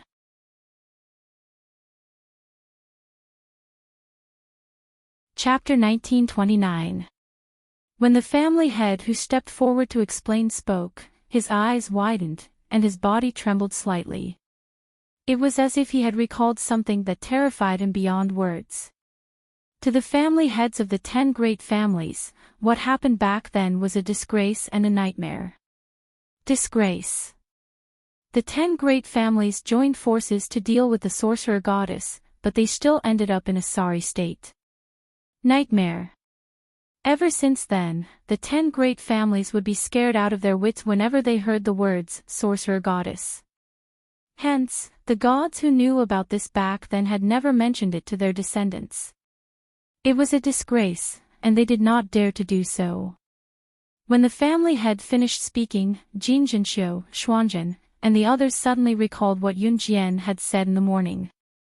She said that she had let Jin Jingwen off back then. She did not expect his descendant to be so arrogant and despotic. Could it be that the Jin family was itching for a beating? Had they forgotten the calamity that destroyed their family? When they heard Yun Jian's words, Jin Jinsho, Xuanjin, and the others thought that Yun Jian had lost her mind. They had never heard that the Jin family, one of the top 10 heaven-defying families, had ever suffered a calamity of extermination. Just now, the family head had indirectly confirmed what Yun Jian had said earlier. Not to mention whether the Jin family had ever been destroyed. The sorcerer goddess, who was also Yun Jian, had almost destroyed the 10 great families. Jin Jinsho, Xuanjin, and the others who knew the truth were so frightened that their faces turned pale. How could this be true? This truth was too shocking. Hence, not only Jin Jinsho, Xuanjin, and the others, but even Li Nong, who was standing beside Yun Jian, and the surrounding disciples were so shocked that their mouths were agape. She's just someone from a lowly continent. Jin Jinsho's eyes widened in disbelief as she muttered those words to herself. It had to be said that Jin Jinsho was truly stupid. Rebellious girl. Shut up. Jin Jingwen, who was standing not far away from Jin Jinsho, saw that Jin Jinsho still dared to speak like that. He stepped forward and slapped Jin Jinsho's face. Then, Jin Jingwen turned his head and looked at Yun Jian. He hurriedly bowed and apologized while trembling. Lord Sorcerer Goddess, please be magnanimous. Please don't hold this rebellious girl against her. I'm not old. When Yun Jian, who was standing in front of Jin Jingwen, heard Jin Jingwen's words, she suddenly curved her beautiful lips. After a pause, she continued, "That's why I'm not as magnanimous as you say." At this point, Yun Jian's face suddenly darkened. She stopped smiling and turned her upper body to face Jin Jingwen. Her cold words once again reached everyone's ears. This is not the first time she has challenged my authority. According to the rules of the sorcerer god, I will naturally release your daughter. I will remove her and the Jin family from the god's continent. It had to be said that Yun Jian was very arrogant. When they heard the words that came out of her mouth, the people around her sucked in a breath. However, at that very moment, no one dared to utter a single word, much less speak. However, at this moment, from the opposite side of the demonic forest, a tall man with perfect facial features, who was so handsome that even gods and men would be enraged by him, walked over. Divine Lord. Divine Lord had come. Divine Lord. Someone noticed the man and exclaimed excitedly. Just now, Yun Jian had been in charge of the situation. As the people present were not as strong as her, they did not even dare to utter a single word. However, when they saw Divine Lord walking over, not only the people around him, but even the Jin family head seemed to see hope. Divine Lord. Divine Lord, please uphold justice for our Jin family. This woman called the sorcerer god said that she would destroy our Jin family. Our Jin family has been loyal to the god's palace for thousands of years. You must uphold justice for our Jin family. Jin Jingwen rolled his eyes and ran to Ce, who was walking over, and knelt down to beg for help. He changed sides on the spot. When all the family heads saw Lord Divine Lord, who rarely appeared before them, they felt as if they had seen their savior. They cried and complained to Ce about Yunjian's actions. Everyone thought that since Lord Divine Lord had appeared, the sorcerer god should scram back to her god's continent. However, to everyone's surprise, Ce glanced at Jin Jingwen, who was kneeling in front of him, and kicked Jin Jingwen to the side. He walked over to Yunjian and hugged her beautiful shoulders in front of everyone. Then, he said expressionlessly to the people who were complaining about Yunjian's actions.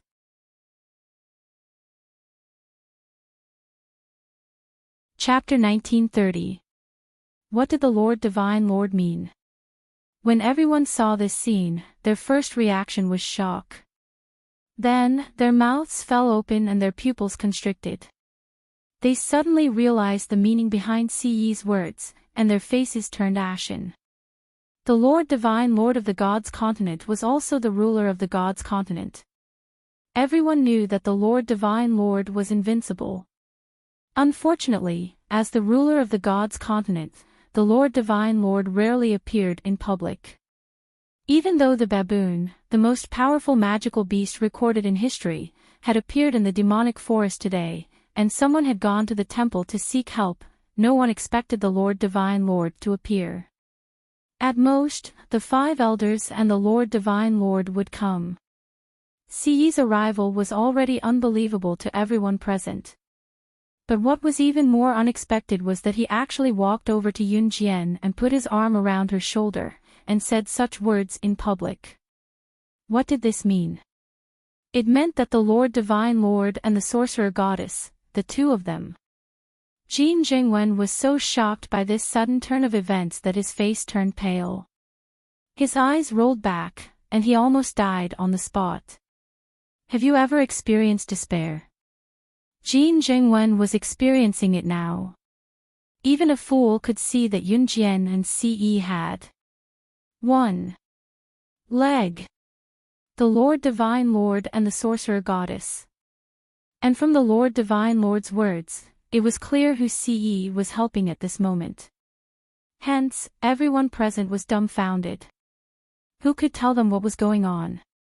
"Oh, my son, why are you running so fast? Your daughter-in-law won't run away. Why don't you wait for your old father?" At this moment, a figure flashed in front of everyone's eyes as fast as lightning. In the next second, the old Lord Divine Lord appeared in front of everyone. Daughter-in-law. Hearing the old Lord Divine Lord's words, Jin Jingwen did not even know how to describe his current shock.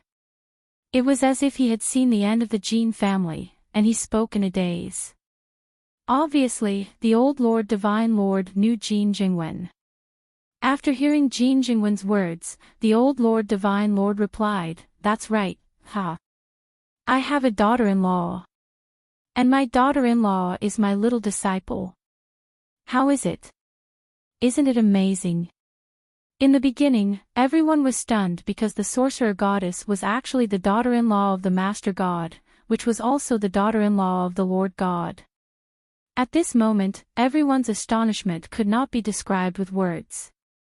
"She is also your disciple? Don't you only have one disciple?" Jin Jingwen had never been so frightened in his life.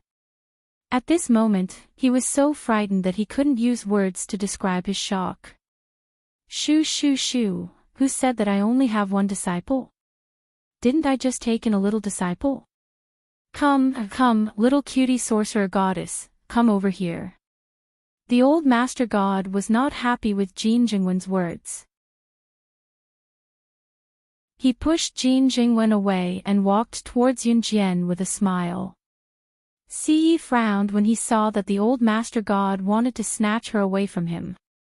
He hugged Yunjian a little tighter as he cast a sharp glance at the old Master God. When Ce glanced at him, the old Master God shrank back and didn't dare to walk over. That's right. The daughter-in-law is my son's. I can't be a third wheel. This was not cowardice. That was the main point. When Jin Jingwen, who was standing not far from Yun Jian, heard the old master god's words, he sat on the ground as if paralyzed and gave up struggling.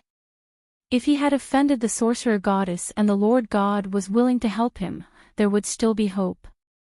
But now, not only had the sorcerer goddess become the Lord God's woman, but she had also become the Master God's disciple. Back then, the sorcerer goddess had not exterminated the 10 great clans because the Master God had pleaded for mercy for the family heads.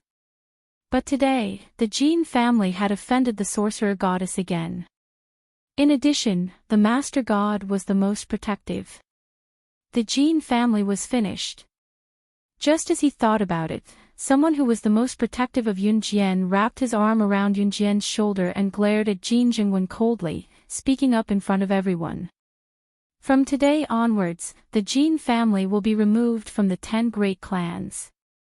After that, Ce half-hugged Yun Jian and glanced around. His mellow and pleasant voice spread throughout the area. Everyone here, listen up. On the God's continent, my woman is the queen. Whoever dares to offend her will be going against the Lord God.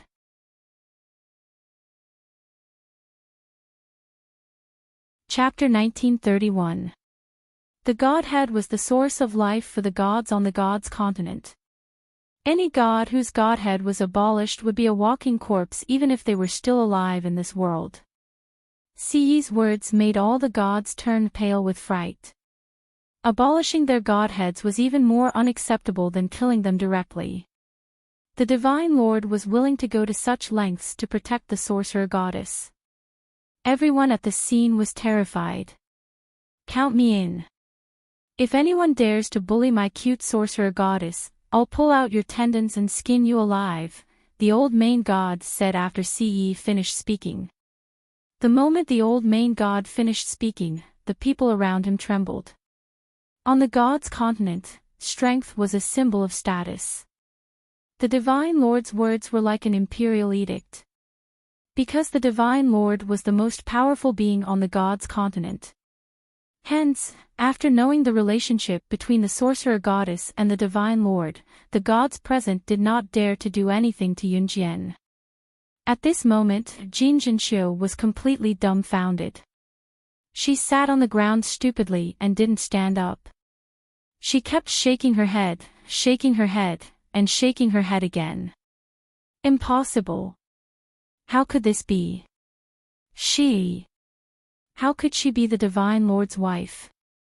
The Divine Lord's disciple? After Ce finished speaking, he grabbed Yun Jian's waist and tore open the space. He brought Yun Jian into the space and returned to the temple in an instant. The next thing to do was to clean up the Jin family and deal with the giant baboon. Since the Divine Lord's 4 great guardians were not around, the Divine Lord was the one to deal with them. Yun Jian, who was being half-hugged by Ce, had just returned to her room when Ce pressed her against a table and kissed her for a long time. Ce's strength was so strong that he could tear open the space and bring someone to another place in a few seconds. Hence, Yun Jian was not surprised by Ce's actions. However, Ce's actions now scared Yun Jian. He pressed Yun Jian against the table and kissed her. He even wanted to lift her leg. Don't. Just as Yun Jian thought that Ce was going to do something to her, Ce let go of her. Licking his lips, Ce savored the lingering taste of her beauty after tasting it just now. With a hand in her hair, he looked into her eyes and said, "You're right. Xiao Jian, pack up. Let's go out." Thinking that Ce was going to do something to her, Yun Jian, who was still looking forward to saying, "Don't," blushed instantly. She was the one who had misunderstood. She did not dare to look at him. "Where are we going?" "To my mother's place." Ce's gaze flickered as his voice softened. The Divine Lord of the God's continent had a mother. When Ce's mother's eyes, Yun Jian could see the anticipation in his eyes. Yun Jian knew that back on Earth, Ce only remembered fragments of his memories as a divine lord. Back then, he did not know that he had a mother when he was a divine lord. Ce's father on Earth, on the other hand, was a dispensable existence. Yun Jian had experienced life without parents and living alone. She could also see Ce's yearning for maternal love from his gaze. Perhaps everything was interconnected. When Ce was a divine lord, he did not experience much maternal love. The old god and Ce's mother were not in love, but due to various reasons, they gave birth to a divine lord, Ce. After giving birth, Ce's mother left, only returning to check on Ce occasionally. It was obvious that she was worried about him.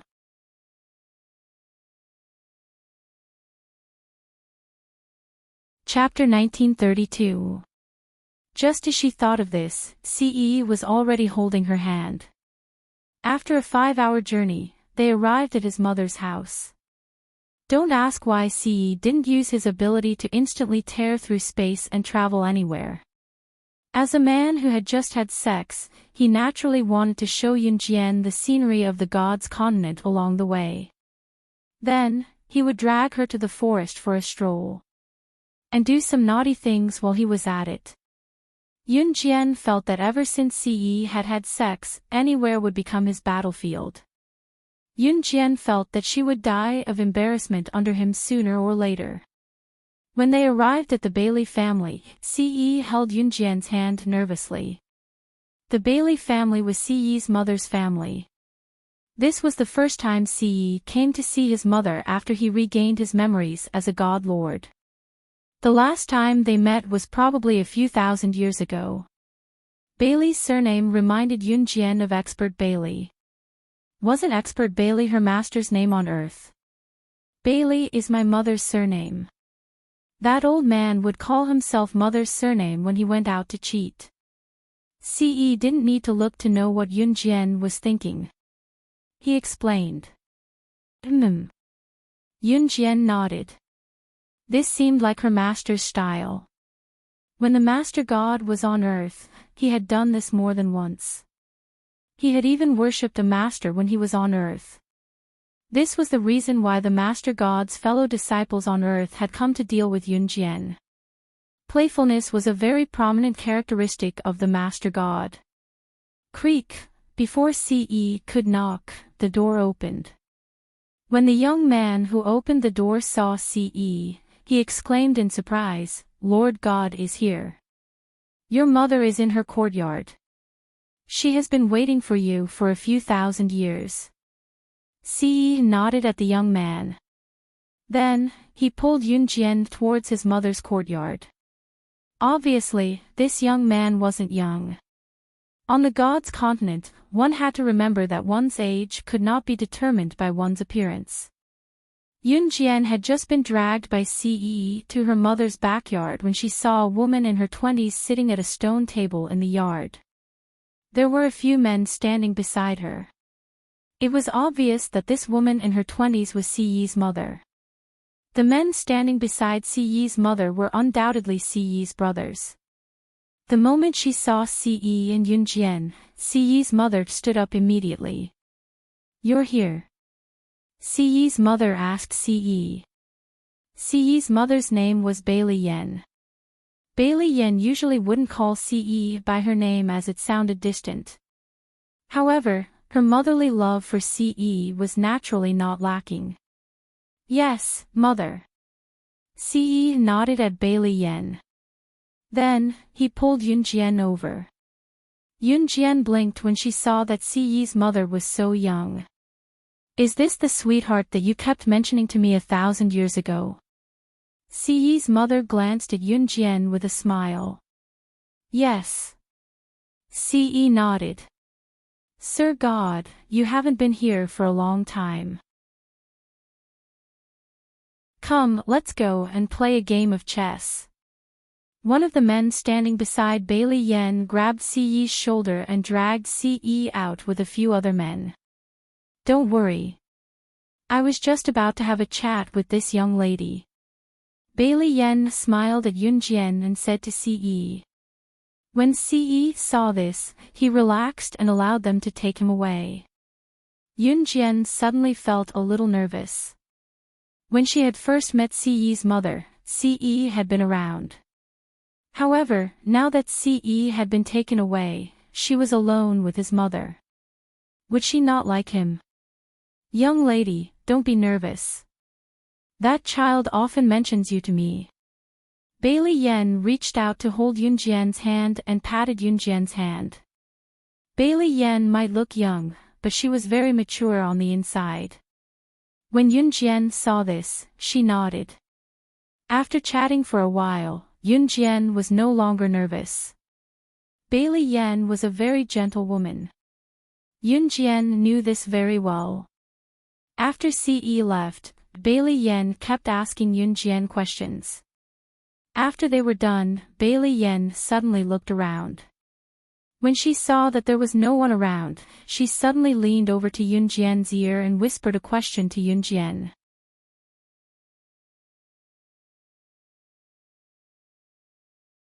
Chapter 1933. When Yun Jian first met Ce's mother, Bailey Yen, she felt that she was a very gentle, elegant, and noble woman. She was like the daughter of a real rich family, well-mannered, and reasonable. Of course, Yun Jian still felt the same way about Bailey Yen now. However, Bailey Yen's sudden question stunned Yun Jian. Then, her face suddenly turned red. How could she answer this question? Seeing that Yun Jian's face suddenly turned red, Bailey Yen laughed. She had a feeling that she knew everything. She patted Yun Jian's hand and didn't force Yun Jian to answer. Good child, I know everything. Don't be shy. I've been there before. With that, Bailey Yen looked at Yun Jian expectantly and said, Now, you're my daughter-in-law now. Now that you're my daughter-in-law, you have to call me mother. Otherwise, I won't let that stinking brat take you away. Bailey Yen spoke to Yun Jian with a smile. That brat was naturally referring to Ce. Yun Jian looked at Bailey Yen. She felt warm in her heart. Finally, she pursed her red lips and called out to Bailey Yen, Mother. In the God's continent, mothers were usually addressed as mother. They had to address their elders respectfully like father, mother, and so on. When Yun Jian called out to her, Bailey Yen's smile became even more obvious. Although Bailey Yen rarely went to the temple after giving birth to Ce with the Lord God, as a mother, Bailey Yen's maternal love for Ce was the same as that of an ordinary mother. In her previous life, after the Lord God fell in love with the sorcerer god, he mentioned this to Bailey Yen more than once. Bailey Yen had long wanted to see what this girl looked like and what kind of person she was. She wanted to see how this monk, who didn't like any other woman, was like. And it was proven that Bailey Yen fell in love with Yun Jian the moment she saw Yun Jian. She pulled Yun Jian aside and said a lot of things. She even asked such a shameful question. In some aspects, Bailey Yen was very similar to a sovereign. For example, the Lord God would be serious once in a while. Usually, he would smile mischievously. Bailey Yen, on the other hand, was usually serious. Only in front of someone who caught her eye would she ask such a shy question like just now. As they talked, Yun Jian gradually became familiar with Bailey Yen. Bailey Yen was not like Yun Jian when they first met.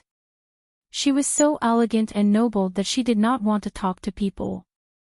On the contrary, Bailey Yen could say anything. After chatting with Bailey Yen for a long time, Yun Jian fell in love with this gentle and sometimes gossipy woman. When Ce returned, this was the scene that greeted her.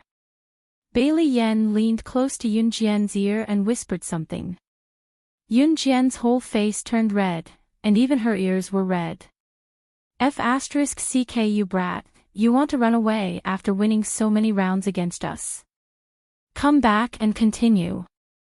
The men who dragged Ce away to play chess chased after Ce here.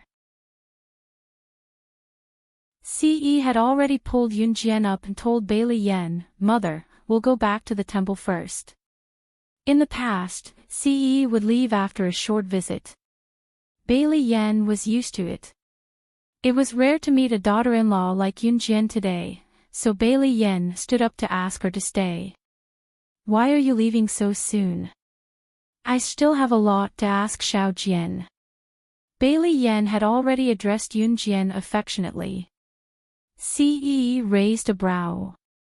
"I'll ask next time. Let's go." Ce held Yunjian's hand and rejected Bailey Yan's request to stay. Taking 2 steps out of the Bailey residence with Yunjian, Ce turned to look at Bailey Yen and said, "Or you can come to the temple." With that, Ce pulled Yunjian and left without looking back. Yunjian did not even have the time to bid farewell. "This brat.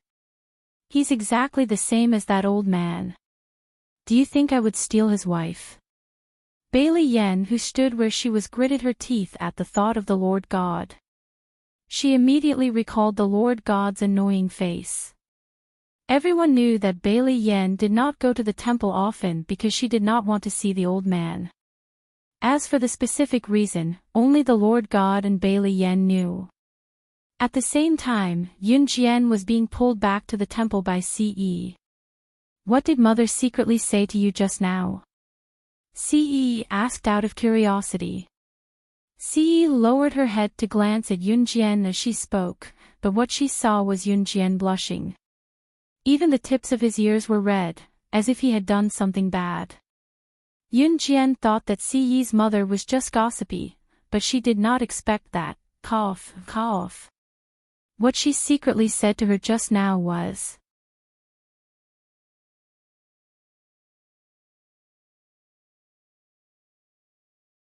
this was the first word that came to Yunjian's mind. The temple was quickly blown up in just a few seconds. Ce's face instantly darkened. The temple was the symbol of his identity as the Divine Emperor, the ruler of the Divine Continent. Today, the mysterious man actually took advantage of his absence to blow up the temple. This was undoubtedly a provocation to him. The only people who lived in the temple were Ce, Yunjian, and the king god. After the temple was blown up, the masters of the 10 heaven-defying families, as well as the 5 great elders who showed up for the first time, all gathered here. Huang Yan glanced around and did not see her master, the king god. She panicked. How could the temple be blown up? Where is my master? Cough, cough, cough. I'm here. That guy has become so strong. I'm no match for him now. Just as Yunjian and Ce were frowning, the old king god, who was seriously injured, staggered toward them while clutching his chest. Seeing this, everyone rushed forward to support him. Yunjian clenched her fists slightly. Ce's violent aura was gradually rising. Not only did he blow up the temple, but he also injured the king god. Needless to say, the guy the king god was talking about was the mysterious man.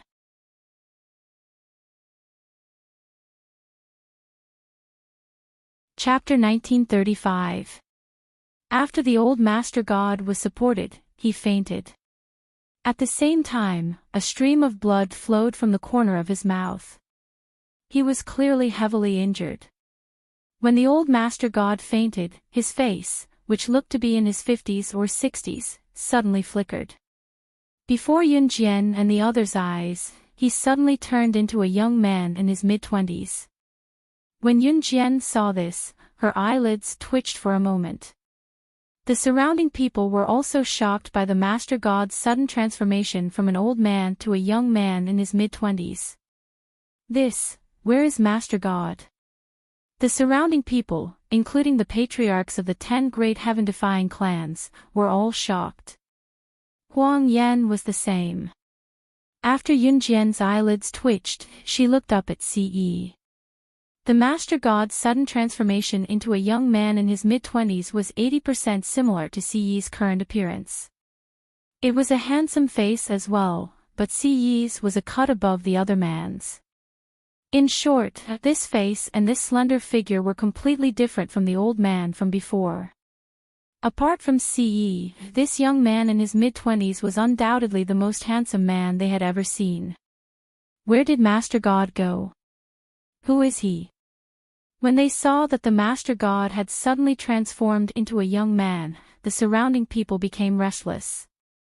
The Master God had actually transformed into a different face in front of everyone. What was going on? CE ignored the surrounding people's restlessness. When he saw Yun Jian looking at him with a puzzled expression, CE explained simply, "This is Master God's original appearance. This is the old man's original appearance." He was heavily injured, so he couldn't maintain the old man's appearance that he transformed into before. When he finished speaking, CE stretched out his hand and injected his spiritual power into the Master God's body. That's right, the Master God's appearance from before was just an illusion. His actual appearance was only that of a young man in his mid-20s. When the gods of the gods continent reached a certain level of strength, they could maintain their appearances at a fixed age. When Yun Jian heard this, she was slightly shocked. Everyone wanted to be as young as possible. Why did Master transform himself into an old man in his 50s or 60s? When the surrounding people heard CE's words, they were also stunned. After a while, CE withdrew his hand. "He's heavily injured, but his life is not in danger," CE said. "Who injured our Master God? Let's fight it out." That person dared to blow up the temple. A warrior can be killed, but not humiliated. Master God, we must seek justice for Master God's master. The patriarchs of the 10 heaven-defying clans, including the 5 great elders, and the people around all began to shout angrily. Of the gods of the gods of the gods continent, of the gods of the gods of the gods.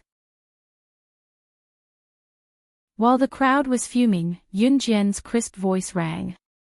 This grudge must be avenged.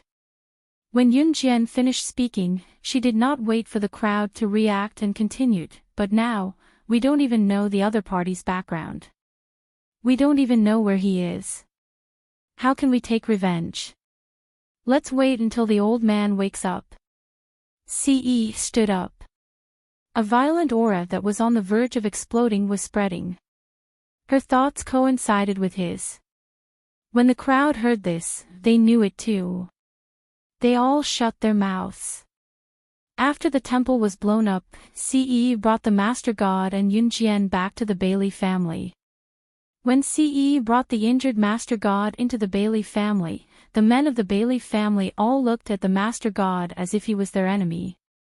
However, they still ran over to help him up.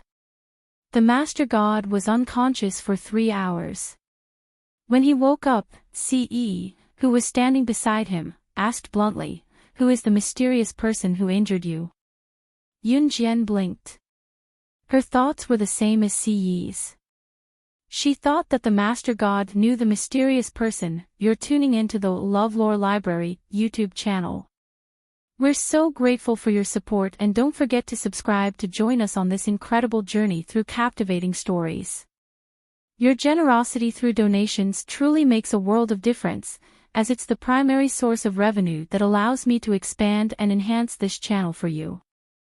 Thank you from the bottom of my heart for being a part of this adventure.